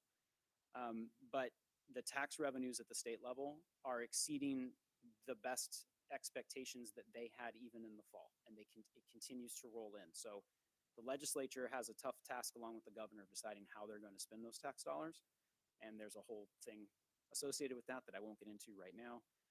But if we have any new news from Sacramento about how changes of inflation or perhaps the conflict in Eastern Europe is going to affect their decision making, we will be sure to update the board as soon as we know, and basically bring back any of those assumptions as necessary prior to us presenting you the budget in June.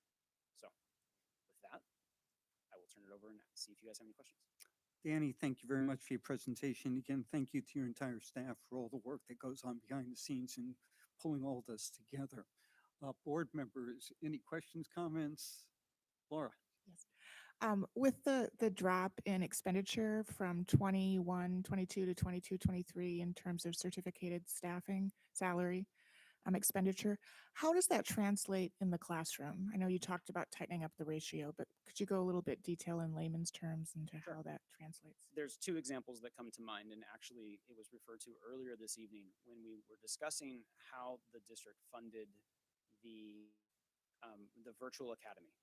And with the new rules from the state around study and the district essentially having to keep 2 seats available for a student who's enrolled in independent study or the virtual academy, we had to leave a spot available for them if they wanted to make a transfer. That's an additional cost. That's additional staffing. That's a cost that we have normally set up. We wouldn't have doled out. It's a staffing ratio that's in some of our contracts, specifically with Servia, where I believe, Laura, you can kick me. I think it's 24-1 for TK through 3, and I think it's you can tell me what it is. I always forget the elementary number. I'm sorry. And 31 for 29. That's the new one. So I always forget. So 29 for grades 4-5. Yeah, 1 to 31, right, Laura? Sorry. So and then 1 to 29. So if we had done that at, say, Quail Run Elementary and Mimi School, we did that this year to meet the contractual requirement, but then we also needed seats at Independent Study or Adventure. So we had to buy more staffing. We had to pay for more staff. That's one example. The other example was we intentionally left grades 4-5 A year ago, we left those classes smaller on purpose because at the time when we had to distribute staffing and do hiring, we were under the impression that the state was going to require social distancing, physical distancing. And so we said, okay, well, how are we going to pull that off in a classroom that normally has 29, 30 students in it? Well, I know, how about we staff them at a lower amount, meaning like 25 to 1. So we basically funded using one-time dollars, more teachers than we would have normally done. We met and exceeded the contract in that sense for grades 4, 5, just in case we needed physical distancing. We ended up not being required to do so. But once the school year started, we had the staff on board, we had the kids' assignments done. I don't believe we made too many changes to that. So we kept our staffing high intentionally this year for those kinds of reasons. And for next year, we're making sure that we go back to the funding model and the staffing ratios that we've always done, because that keeps us more in balance with our finances. So basically, it's returning us to essentially the status quo rather than reducing the ratio farther than what we had seen pre-pandemic. Correct. Okay. So you talked about the ADA. We're thinking that the governor or the legislature is going to do a 3-year average for Yes. next year. Yes. But in the following year, will we be back to square one as far as how our ADA is calculated? You may not know the answer to that, but I'm just thinking that they may change their mind and do something completely different. And will that 3-year rolling average move as so it would be getting into the years when we have the lower enrollment? Yes. So what we know so far is that most of the proposals have to do with what you said, a 3-year rolling average, which means that they intend to keep this as an option for the foreseeable future. There are a couple of other proposals from legislators that don't continue forever. It's more of a stopgap, so it depends on where they settle. But if they do the 3-year rolling average, that would be something that would be ongoing. We wouldn't anticipate that going away. Once they put that option on pick, we would calculate our ADA every year, and we would either take the current year, prior year, the 3-year rolling average, whichever one benefits us the most. That's the current governor's language. If that goes into play, then we would recalculate every year the 3-year average. And yes, if we stay with declining enrollment, it's a downward trend, but you're changing the slope of the graph. Instead of being like this, you're going to be flatter. It's a softer landing is what they're calling it, to where districts are not going to feel the financial hit of having the ADA adjust from the 1920 level, where we were almost 31,000 students, to a level where, we would be at 29,000 and a half or something like that. That is a huge drop for us. We don't want it to be like this. We want it to be like this. Downward trend.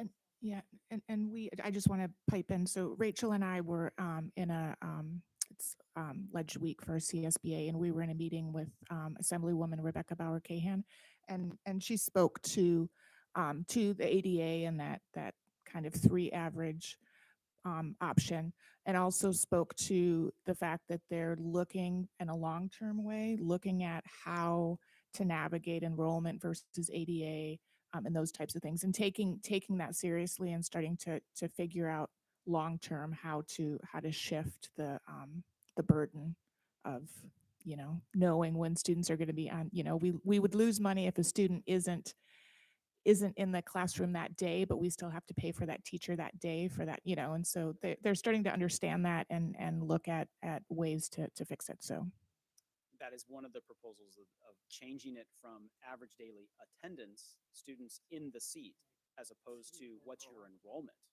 And that delta for us is about anywhere historically from 96 to 97%. We're really good with our attendance. Our students come to school, they come often. We don't have a high truancy rate. There are some districts in the state that would really benefit from that change because they might be at an 85% or something like that. They wouldn't be paid at the 85% of their kids coming to school. They'd be paid at the much higher rate of how many students are on their books. And so every community is a little different. And I think what they're trying to do is wrestle with what's going to be the best long-term fix for this, so they don't have to keep coming back and patching it with Band-Aids.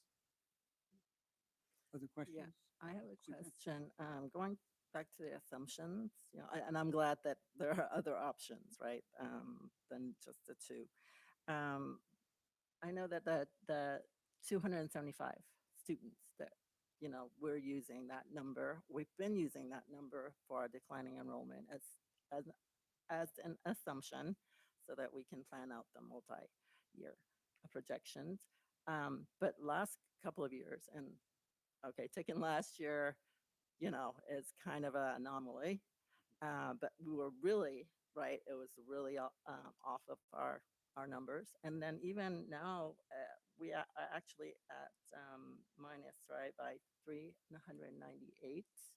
So when do you think do we need to relook at this 275? Because that's not going to be accurate. I know it's still kind of assumption, but that's kind of way off, right? So allow me to clarify a little bit. The 398 is where a difference between where we were a year ago to this year. The budget assumption of how many students are in here is not the 30,121 that we're at right now. What we did is what's called a roll-up analysis, where you just take everyone that's in a current grade level right now, roll them forward one grade, you lose your 12th graders, and you bring in a fictitious group of TK and Kers because we don't know exactly how many, but we have some historical numbers that'll help us predict that. And then we look at that number. We took that number, and the roll-up enrollment is quite a bit lower than our current 30,121, and that's a number that's about a week old. So we did the budget here based off the lower roll-up number before we've taken any transfers from outside of the district, before we've taken into account any new enrollees. We didn't really look at the TK program expanding. We didn't do any of those variables yet because those will add kids to our books, which is a positive thing. But we are unsure, given that we're coming out of the pandemic, exactly what our numbers will look like and how many students might return. Because they may have said, this whole pandemic thing, I'm just going to sit this year out and I'm going to find another option. But they might be willing to return to us once things are a little bit more, and I'll use air quotes on the normal. I don't know what that means exactly. But if parents feel better, families feel better about returning to the system and the programs that we're offering, we want to counterbalance that with any other students we might lose. So we don't want to over project and say, we're going to get all those kids back. We're not saying that. But we also don't want to have it be doom and gloom. So we're trying to find a nice balance. And we feel that using the roll-up enrollment method, roll it forward, drop the 12th graders, add in a modest number, and it's not really growth, it's just add in the TKers and Kers we think we're going to get. Right. We feel that that number is a good place to start. If we end up with more students, that's great. But we don't want to over project what the student enrollment would be next year. We don't want to be too positive and assume that all the kids that we lost to the pandemic will come back. So we're not making that assumption. Okay. We're being very conservative about the number of students we think we're going to have, because if we over project the revenue, then then I'm standing here and having a very different conversation with you the next time we meet or next 2 times we meet, and I don't want to do that. Yeah, no, I just wanted to make sure, right, that the assumption that we have is a little closer. I know it's not actual, and we look at the actual. So, and let me say it more simply, and I apologize for being complicated.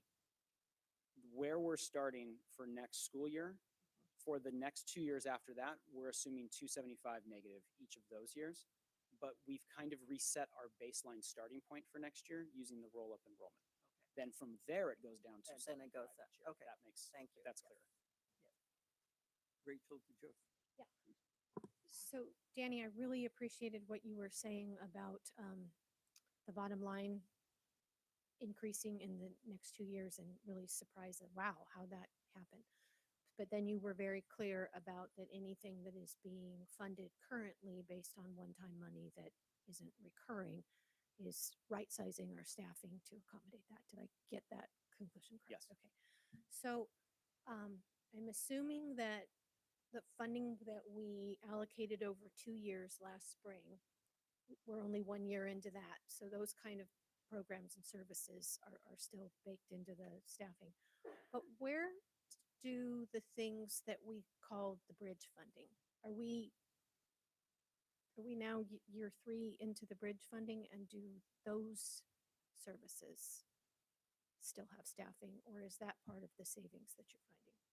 it's not part of the savings. So this is the last year of the 3 years that the board set aside one-time dollars to pay for enhancements to the contract. And I think it was the 1920 year. I'm trying to kind of remember the date, but this is the last year of that. So to the extent that some of those things are now permanent contract language, that has been accounted for in 22-23 and 23-24. And if there were any items that were not permanent language, those things would also roll back. I don't think there's too many items like that, but I can tell you one thing that we budgeted for that we're finding doesn't get used a lot is the budget we set aside for overages, meaning allowing in our teacher high to go. school staffing. Okay.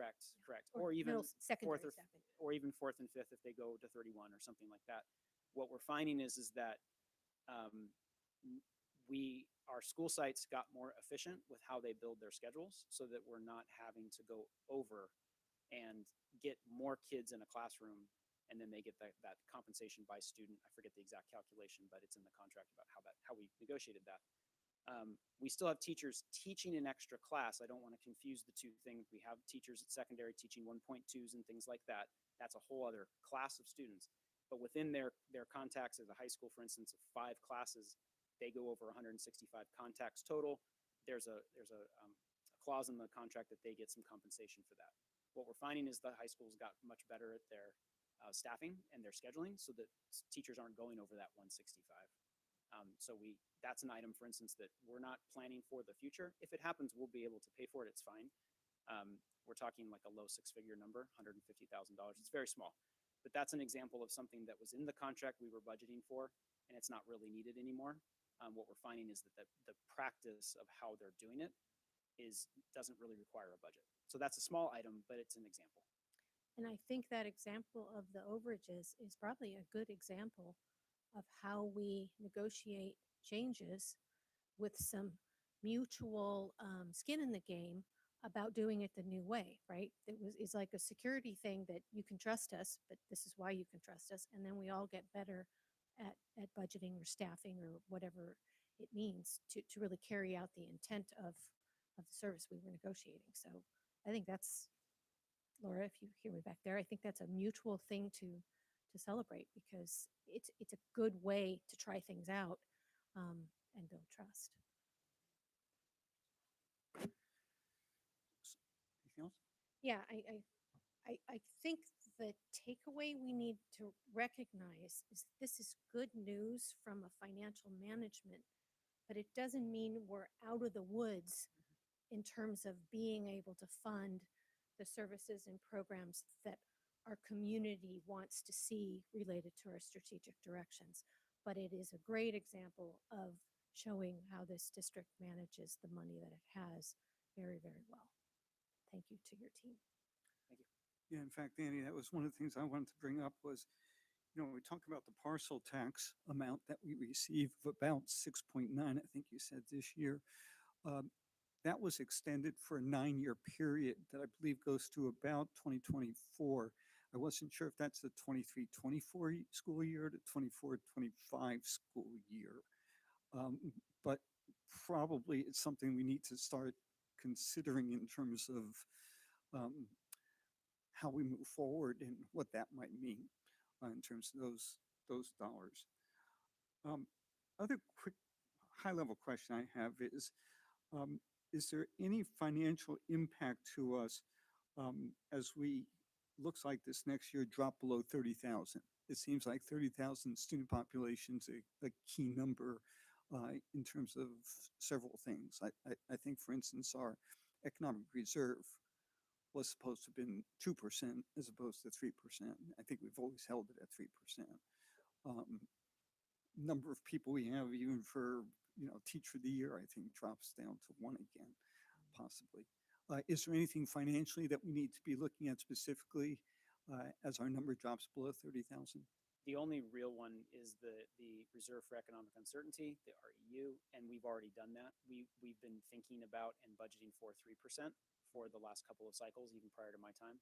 So that money's there in Fund 17. There isn't anything else that we really need to do. There aren't too many other big changes. I'll go back and research just to double check, but I don't believe there's anything else that we really need to worry about. Okay. The other thing is just a request on my part. As part of the presentation, we used to have a slide that would be the assumptions that are used for putting these numbers together. And I think it would be helpful to include a page on that again, just to keep those things top of mind, Absolutely. just for future. Yes, we can do that. Great. Any other questions, comments? Otherwise, this item is consideration of acceptance of our second interim financial report. If there's no other comments or questions, can I have a motion? So moved. Second. The motion was made by Board Member Clark and seconded by Board Member Ordway. Roll call vote. Board Member Ordway. Aye. Board Member Clark. Aye. Board Member Bratt. Aye. Board Member Hurd. Aye. Board Member Mintz. Aye. The motion passes 5-0. Thank you. Thank you, Danny. Item 10.7 is consideration of adoption of resolution number 65/2122, approval of assignment outside of credential per Ed Code number 44263. Melanie. Yes, we would like to make a recommendation this evening that the board adopt resolution 6521-22 to utilize its ability under the Education Code 44263 to assign a certificated teacher to an English teaching position at California High School for the 21-22 school year. This individual meets all of the requirements under the Ed Code and is qualified to teach the subject matter. Very good. Unless there are any questions or comments, can I have a motion? So moved. Second. The motion was made by Board Member Bratt and seconded by Board Member Hurd. Roll call vote. Board Member Ordway. Aye. Board Member Clark. Aye. Board Member Bratt. Aye. Board Member Hurd. Aye. Board Member Mintz. Aye. The motion passes 5-0. Thanks. 10.8, consideration of revision to Board of Education meeting calendar for 21-22 and 22-23. Dr. Malone. Thank you, President Mintz. As board members are aware, at our public workshop that happened most recently, any decisions flowing from that discussion need to be brought here for your action. There are two documents in the package, one specific to this calendar, or excuse me, this school year, where we are proposing a change from June 21st to June 14th. This particular change does not in any way negatively impact the work that you need to do in relationship to state requirements and such, but it also provides an opportunity before our staff is required to be back again in July for there to be a bit more space, which I think is important for our staff, especially after the last 2 years, that space be provided. So that's the first piece.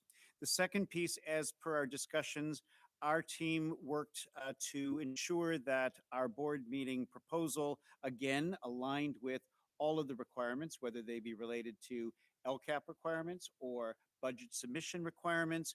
As per the discussion at the workshop model of engaging in the discussion in public so that our community can hear and observe what it is you're discussing.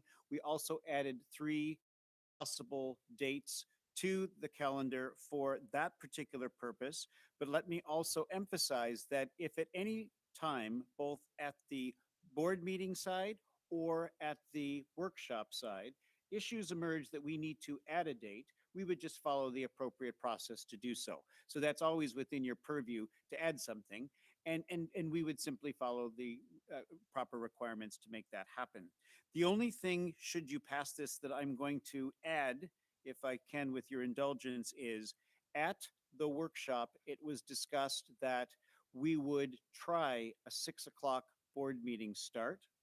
We understood that the purpose of that discussion was to potentially, especially when we might have a longer evening, for the meeting to end at a better hour for decision making, since not everyone around the board and in our staff is a night owl like I am. But that kidding aside, I think that we discussed, and I'm proposing that we try that time. If we hear any feedback from our community, or if there's any unintended consequence of that, we can always revisit that again. But putting that back on the table, it's not listed here, but should you pass it and want that particular addition, could you make that clear after your discussion? Just for clarification, is that for the 22-23 school year, or are you looking to start that sooner? I would recommend the 22-23 school year just to keep things neater. But again, that's up to you for a final decision. That would be the proposal, though. Should you pass this, we would incorporate that and ensure that we communicated properly to the community what you decide. Board members, any questions or comments? We discussed this at length during our workshop, but anything that anyone wants to bring up about the calendar changes? I have one thing.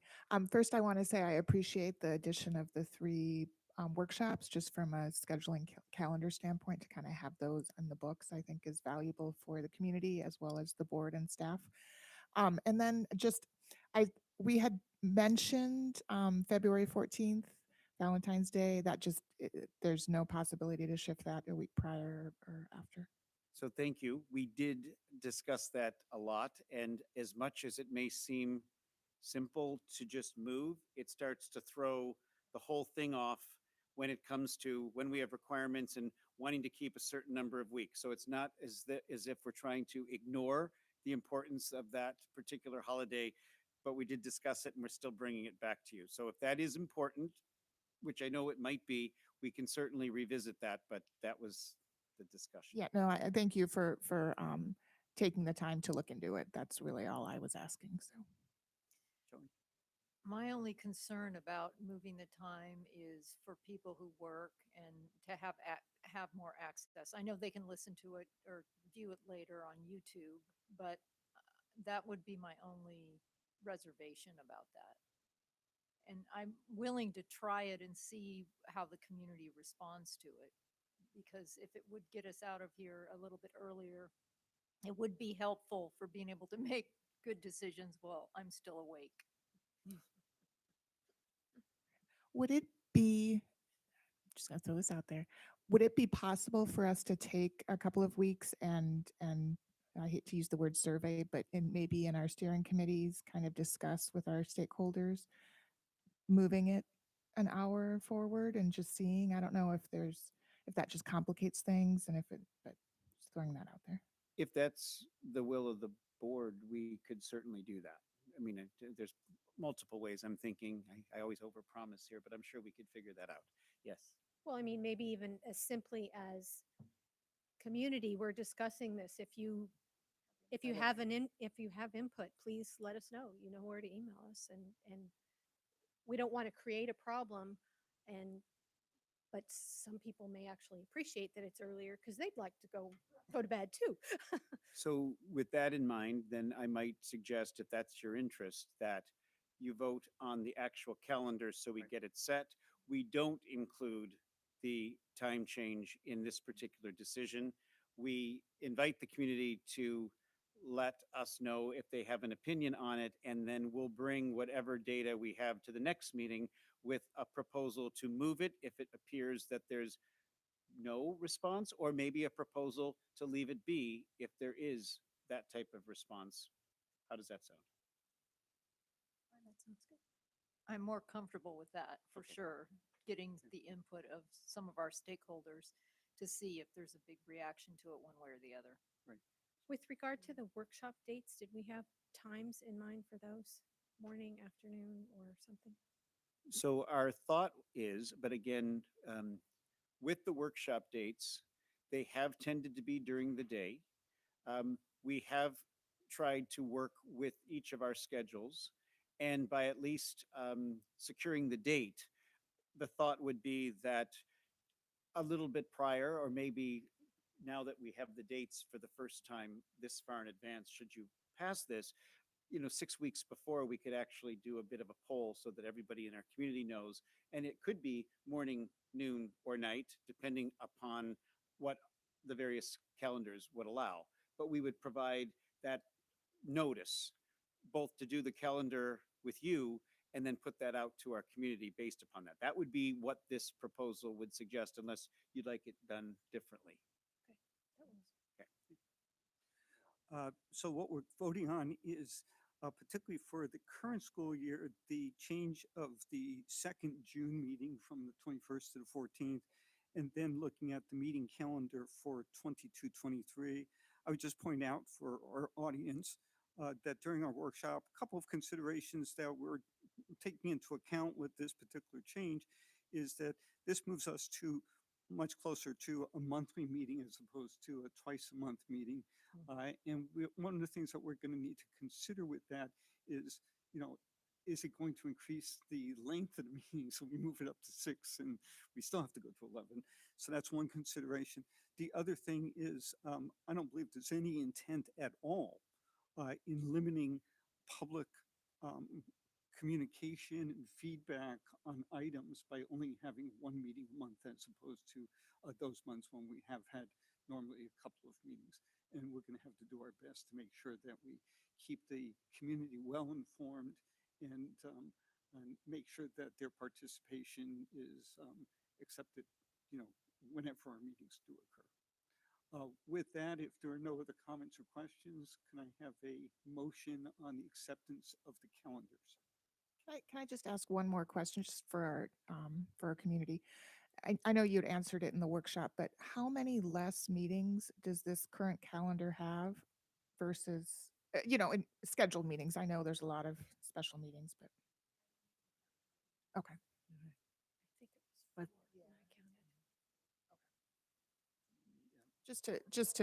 To make note that this isn't, it feels a little bit like a drastic change, but there's many months that we really just do, not counting special meetings, but that we really do just meet once a month. So. Right.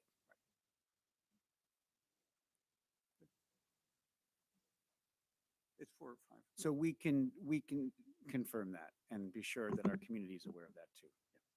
So I'll move approval of the recommended calendar. I'll second.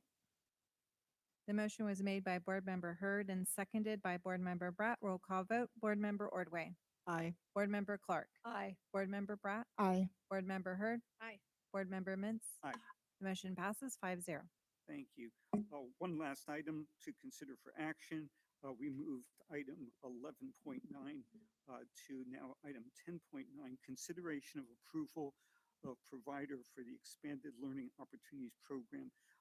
The reason I asked for moving this to an action item is just to be able to get into a better explanation about what this particular topic is. So I believe we're going to have a presentation. Yes, thank you, President Mintz. So tonight we wanted to talk a little bit about what the Expanded Learning Opportunities Program is, and we also wanted to talk about the process that we went through to conduct an RFP, which is a request for proposal, to select a provider for that program. So thank you, Logan, if you wouldn't mind, click into the next slide. So just a high-level overview of what the Expanded Learning Opportunities Program is, and Danny touched upon it earlier in his presentation. The Expanded Learning Opportunities Program is a new mandated program established by the 21-22 Budget Act as amended in Assembly Bill 167, Chapter 252. This is a state-sponsored program that is providing funding for before and after school and summer school enrichment programs for unduplicated, pupils in TK through 6th grade. It is the intent of the legislator that all local educational agencies offer all unduplicated pupils in classroom-based instructional programs access to comprehensive after-school and intersessional expanded learning opportunities. So as you can see up there, the high-level overview of this program is that we do offer this to students in grades TK through 6. We were provided our financial allotment in January of 2022, and the program tentatively right now, and I know this is ever evolving according to the information that Danny and I get, but we must begin the program beginning June 2022 and spend the funds by June 2023. We wanted to talk a little bit about the next slide. Thank you, Logan. Requirements of the expanded learning. We must have at least 50% of our unduplicated students enrolled. Roughly right now, we have a little over 1,500 students that constitute our unduplicated number. So approximately 750 of those students in those identified 4 groups are foster youth, homeless youth, ELL learners, and students in our free and reduced lunch program would be invited to attend our expanded learning opportunities program, and we would want at least 50% to participate. Part of this program is really emphasizing expanding the school day. So part of the expectation is that we do have a 9-hour day, including time spent in school. So expanding that both on the front end or the back end.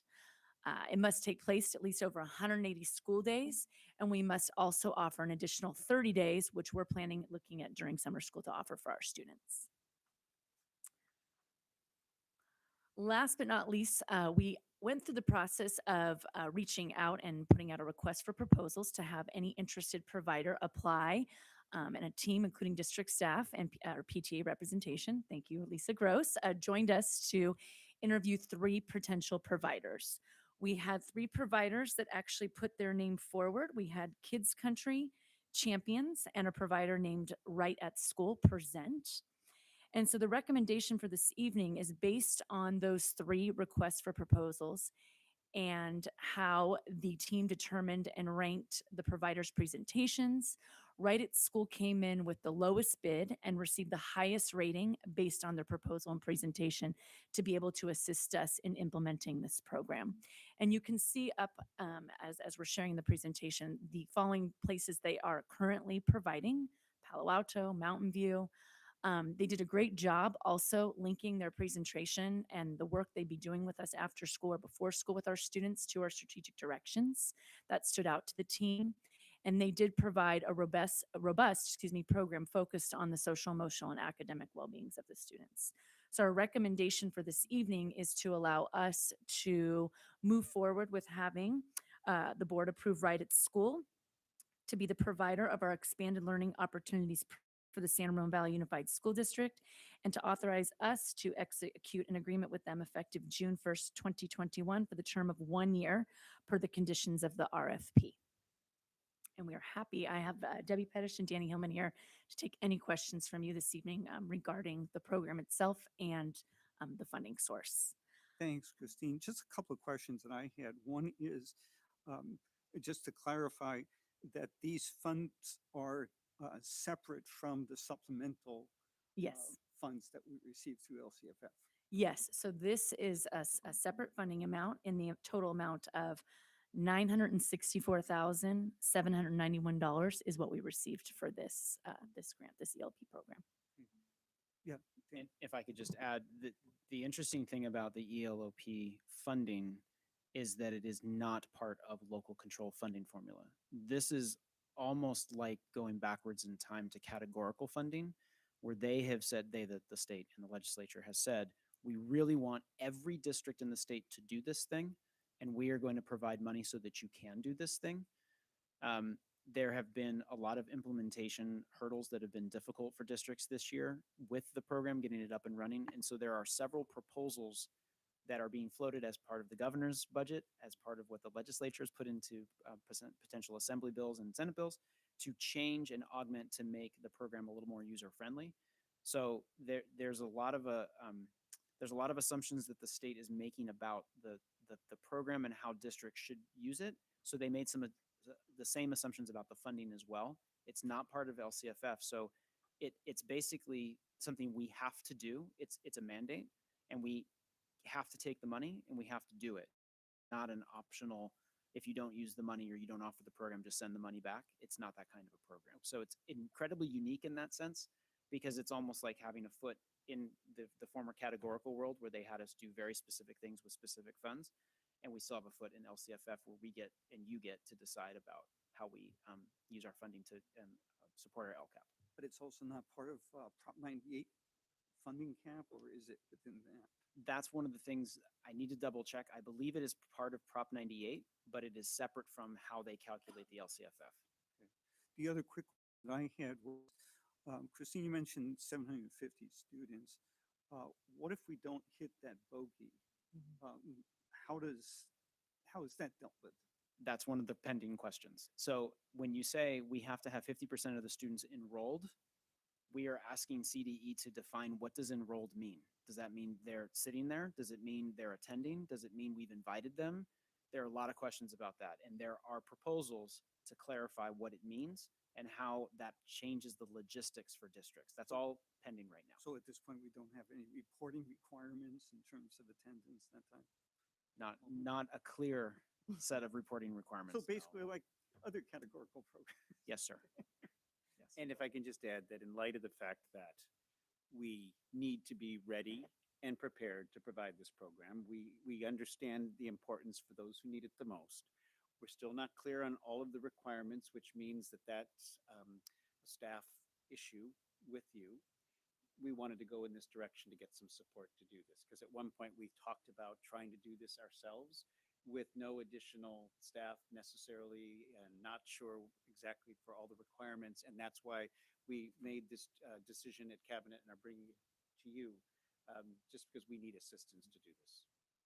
This may be a premature question, but can you describe to us what you have in mind in terms of the district's direction to write at school about what they'll be doing with our students? That's a great question. Thank you, Trustee Herder. We did talk a lot in the RFP proposal around the importance of our strategic directions and how we wanted the before and or after part of a program to really emphasize the work we're doing, not only in the classrooms to support enrichment, but also to support the interventions that are taking place in the classroom. And they really were able to demonstrate direct connections and had done a lot of research around what's happening on the ground in our classrooms. And we're really vested in working with our teachers, our curriculum department, to be able to kind of navigate a program that meets our needs, not only at the district level, but site by site as well, depending upon where those programs land and at which site they go. And if I could just add, the whole enhancement piece is really important. We want our kids who choose with their parents to be in this program, for instance, have access to arts and a wide variety of interest-based programming, because the whole purpose of this is so that kids who might not have access to what other kids may be able to afford, that they get that. So it's about everything Christine said and these pieces. And we needed to land in a place where there's some history and experience. They've actually done this kind of work. And that's another piece that we were able to glean through the process in other places previously. And facility-wise, it would be at every campus. And would it be in classrooms? Would it be in NPRs? Are we not there yet? It's totally okay to not be there yet. Yes, I would say that is something we are working on right now. And I would say that's a factor that we are considering, where we are going to house programs based on student and enrollment, et cetera. I just want to clarify that you said that, Danny, that this is for this year, or I mean, like for 1 year, right? This grant or this. What Christine was referring to is that as it's currently written, the funding that we've received has to be expended, and the program has to be up and running, and the funding we received has to be spent on the targeted kids at the end of the year. And if you don't do that, there are currently written into the law some penalties for that. There are proposals, the governor being one of them, that takes next year, the 22-23 school year, and turns it into another implementation year. So it gives and kicks that penalty thing down the road another year, because they're seeing that districts are having trouble getting this up and going. So as it's currently written, this was the planning year. Next year was year one. So if they go through with all of the changes that they're talking about that have been proposed, it gives the district a little more flexibility to get this off the ground, to get it communicated appropriately, to get kids enrolled, and to really do a robust program, which is really what they want. That's the goal of it. Right now, the way it's written is that if you don't spend all the money by the end of the first year, they penalize you. They give you less in the second year, but expect you to do it still. Right. Okay. That's what I'm like. We're isn't- we're not starting until summer school, so it's like, Right. wait a minute, end of the school year. And it's worth mentioning that the intent as it is now is that if funding is available, they're going to continue to give us funding every year to do this required program. It's not just a one and done sort of thing. They would give us ongoing dollars. Okay. How those dollars are calculated is similar to how they calculate LCFF, but it is not part of LCFF. Yeah, and it goes through not only summer, there's not an only summer program, but it's also after school, right? During the school. Correct. It's about extending the number of days that kids are engaged in some sort of activity, but also extending the hours within the day. It's an expanded learning opportunities on both fronts, days and hours. Great, thank you. Are the funding that the state is providing for this, does that fully fund the cost of this for us? It depends. It depends on what we decide to offer. Okay. And then in terms of the students that will have access to this, will it be a invitation, a application, a lottery? How are we envisioning?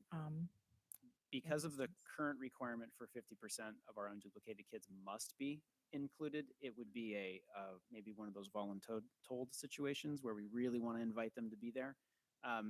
Then there is an opportunity, and I might be getting ahead of myself, where there's an opportunity that other students could attend, but we have to figure out what that model is going to look like and how the funding that the state is giving us, for lack of a better term, pays for or subsidizes for the targeted audience, but it could be open to other students too, possibly for a fee, or we're not quite sure yet.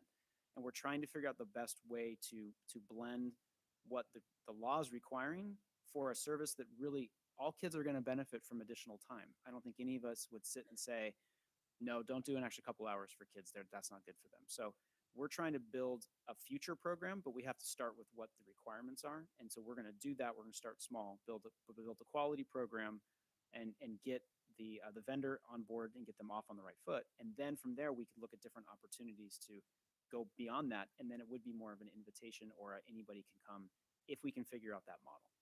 And if I can add, again, aligned with our strategic directions, we don't wish to create a model where certain students are invited, others aren't. It starts to be understood in a certain way, and then we've actually created a deficit lens or a negative possible experience. So our challenge is, conceptually, when you read all the documentation, I support this idea. I'm sure all of us does. But the devil's in the details, in that with a limited ramp, we've got to get this thing up and running at the moment with issues if we don't get it up and running properly. But we don't want to do it in a way that is harmful, because we want it to be helpful. And we see some opportunities that could assist other families as well, as Danny says, if we could figure out that model in time.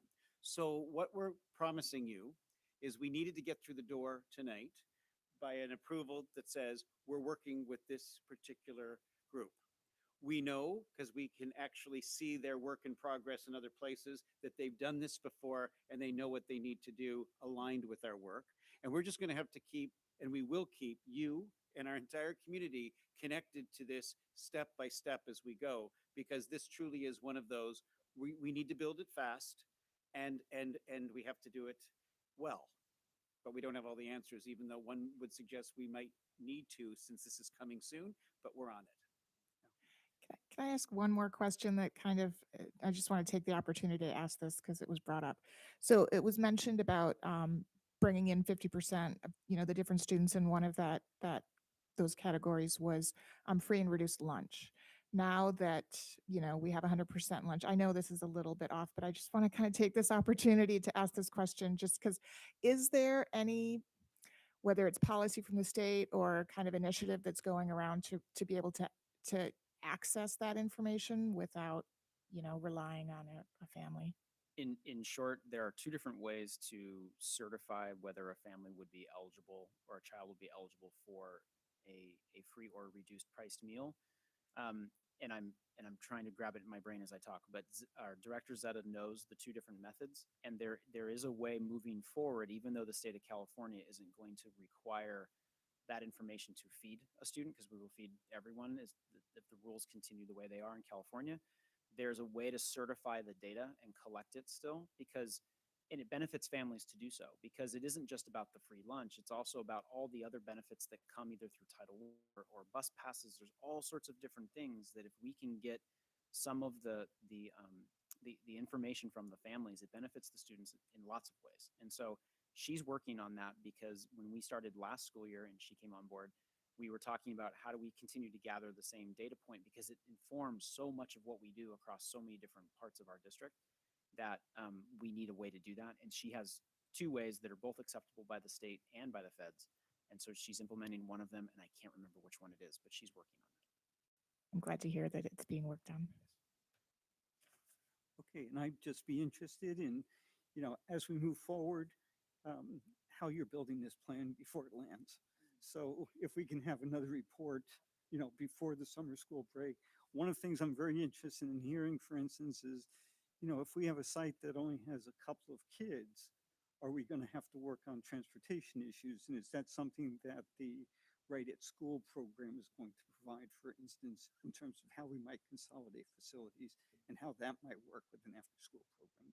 Those kind of issues I know you're going to work out. Yes to the presentation, and yes, that was a consideration that we included in the RFP around exactly what you just described, smaller numbers and how we would be able to transport, or Right at School would be able to help us support that need, because we did know that that would be a hurdle we'd have to get over. So we are looking at all aspects of that right now, and we'll bring a report forward. Look forward to. And we'll be sure, because I think that adjunct question is an important one. I hear Trustee Bratt what you're concerned about, I think, which is even though we would invite our families to provide that information because there's a benefit, there's also a challenge sometimes in doing so. And we will be sure to bring back to you what those approved strategies are and what we're suggesting based upon the importance of the information. Because I know the worry has been nationally, not just locally, that if we're relying on the data coming in only through families submitting certain information, that could still be a problem for us, both from a funding perspective and from a program and services perspective. So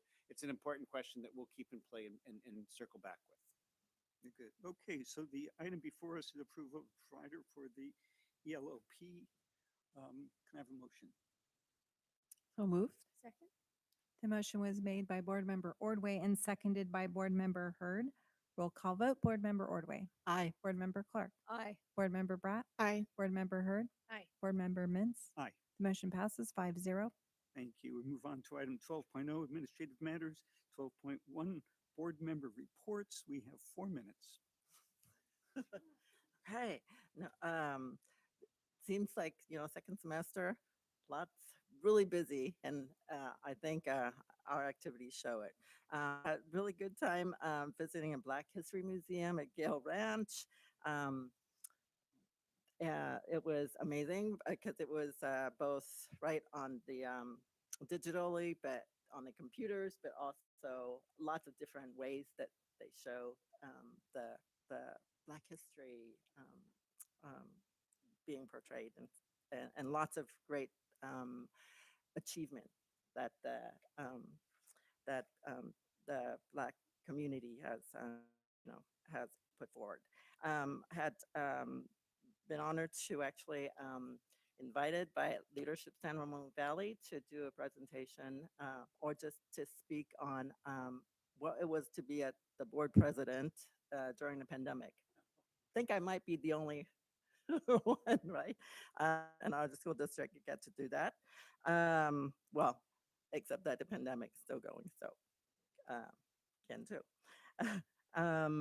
We let's see, really meaningful, I think, meetings, and get to listen to students in our GSA forum to just listen to their experiences. Also got to be back in the classroom for Project Citizen with 8th graders at Diablo Vista Middle School, and talked about, I think Shirley was able to do another grade, right? Or maybe another section, but got to talk to them about underage vaping and school lunches. And then actually they were very, very interested in what the heck does the school board do? So I got to kind of talk to them about that. And then the last thing is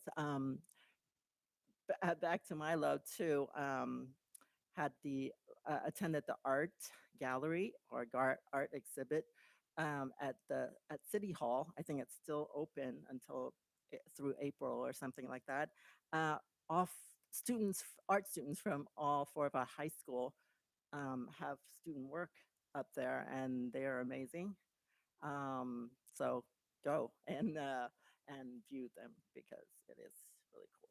Okay, that's all for me. Sorry, I think I took up. Okay, I'll try to make it brief. Ken and I both attended the Town of Danville liaison meeting, and they're working on expanding social media. They're doing planning and goal setting workshops. So there's a lot of things going on with the town as far as housing and urban planning for the downtown area, new master plan. I'll be attending the State of the Town address tomorrow to hear about all of the people that they're honoring who've done such great service in our town. I visited Sycamore Elementary Black History Month installation. It was amazing. The kids were really great. I also had the pleasure of speaking at Diablo Vista to some 8th grade middle schoolers about school lunches. And I have to give a shout out to Zeta Riker, who schooled me completely about school lunches so that I could give them the correct information. It was really, really fun, and they were very, very attentive, and I appreciated that. They also wanted to know what school board members do and why I decided to do this job, which I had a while to tell them that. GSA, we all attended. That was amazing to hear the kids' experiences. And then I visited Monterre Elementary and Principal Lyons. I also saw the art exhibit, went to the art exhibit on Friday, and we have some amazing artists in our district. And have some upcoming visits to Windermere Ranch and Delamigo. So that's it for me. And I'll ask a motion to extend our meeting to 10:15. So moved. Second. The motion was made by Board Member Bratt and seconded by Board Member Ordway. Roll call vote. Board Member Ordway. Aye. Board Member Clark. Aye. Board Member Bratt. Aye. Board Member Hurd. Aye. Board Member Mitz. Aye. Thank you. The motion passes 5-0. So we had the Equity Steering Committee. It's been a few weeks. And that's always a wonderful experience to kind of dive deep into what we're doing around equity in the district. I had the opportunity to spend the morning at Hidden Hills Elementary through I'm doing leadership SRV, and through some of the things that we're doing there. I was assigned to Hidden Hills and really appreciated Principal Huen and all of the staff, the parent volunteers, the students. It was really wonderful to be there and to have the conversations that I was able to have with that community. The GSA forum, I just want to take a moment to thank all of the students that were there and that spoke their truth and their experience, and it helps us as board members to hear those experiences so that we can look to how to shift a little bit from a systemic way to really support each and every student. And then I spent 2 evenings at Doherty Valley High School, the music festival, the band festival, and then last night the orchestra festival. Seeing elementary, middle, and high school musicians, and it is I did band in high school and middle school, and I'm just stunned at the level of these students, the level of talent. It was really wonderful to see and to hear. I also went to the San Ramon Valley Unified School District art exhibition. I didn't think my child had a piece in there, and he informed me today that he did, and I missed it, but I'll go back and take him. And then we had a CSBA meeting a few weeks ago, and then today Rachel and I spent some time speaking with Assemblywoman Rebecca Bauer-Cahan, and then I spoke with other board members in the area with Assemblyman Grayson, and tomorrow I'm meeting with Senator Glazer on a few different issues. We're discussing raising the base, ADA, school transportation, and a few other things, pension funding, and a few other things. So that's my list. It's hard with how much duplication that we have, and we don't always all know who was with us, right? So I too was at the Equity Steering Committee. I'm very appreciative to all the participants on that committee. We have some really, really honest conversations. I was part of the CCC SBA meeting, which was a couple of weeks ago. All of us were there, and I appreciate that our team shows up in unison to those meetings. I think that we're the only district that all 5 of us go. I was on the Traffic's Audit Committee, and that was easy, super clean bill of health, just like on our own, but just thought you'd all like to know that everything's great with the audit numbers on Traffic's. Also really enjoyed the Gay Straight Alliance Forum and the honesty and the vulnerability that the kids share with us. Just really appreciate hearing directly from them. I too was at the art exhibit, and I'll just add on one more piece of that. It was really fun to meet the art teachers that were there and how they were students of each other, and the camaraderie they had was really inspiring, and how dedicated they are to their students to put on that opportunity. We don't have the student recognition project anymore, but it was like the visual art piece of it is still alive, and it was really nice to see it in the city center or the new city hall. I think the city enjoys having all of that in the hallway there. We had grade reform committee meeting this afternoon. That's going really well. There'll be more coming out about that. With Laura, participated in the meeting with Assemblymember Bauer Cahan today, and then I'm also going to be part of the Glacier one tomorrow. They've done a really nice job of framing the issues that we're talking to them about, and thankfully Raise the Base is the first one on the list. There was something else on here I wanted to mention. Oh, in my job as leadership San Ramon executive director, I was very involved in planning Education Day. And I just want to say thank you to all of our staff that participated in that day. We got incredible reviews, people saying this was my favorite day so far.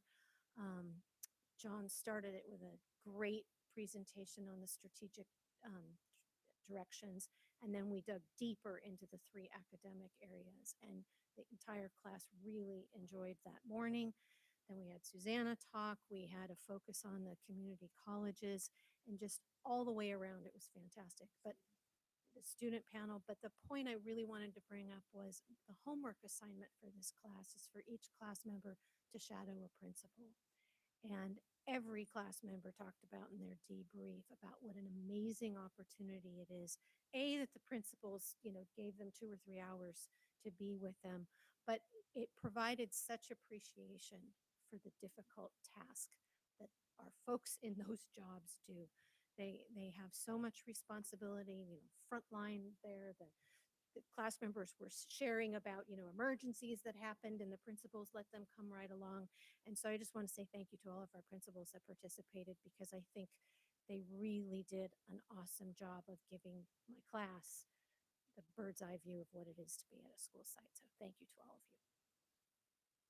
you. And I'll keep my comments really brief because, again, duplication of being at different events and things. I'll just mention I was also at one of the band concerts, the one at San Ramon Valley High School. It was held out at Stadium. Dr. Malloy was with me, as well as Nadine. And what was interesting about that one was it was brought up that on, I think it was March 10th, 2 years ago, that particular band concert was the last one just before we went into pandemic lockdown. And it was also then the first one to come back. And we did it on the stadium, which is also a little different, but really well attended. It was great to see our kids, particularly when you look at the arts, that they continue to participate, continue to grow and experience the arts, even when we went through the Zoom period. So it was great to see them all together. And once again, just the opportunity to have, elementary school kids who are just getting into instrumental music, for instance, being on the same stage basically with high schoolers who have now done it for a number of years, and to see where their future could be, which is just fantastic. The only other comment I wanted to make was I want to thank my fellow board members. Through this, the reports that you all just gave, it should be an indication to our community how involved the board is, not just when they see us on the Zoom or here in our meeting, but the business meeting that we've held this evening is only one aspect of really getting to know what goes on, interacting with the community, interacting with our schools. And I think it speaks well to us as a school district, with my fellow board members being actively engaged and continuing to show a level of engagement and participation. So I want to thank each of you for all the extra time that you're putting into the role that you play. I do have one speaker card on this item, and it's from Laura Finko. Hi, Laura Finko. I just wanted to do a quick thank you to the board members for showing up to the GSA forum. I also had the opportunity to go to the forum, and I want to go on record right here, right now,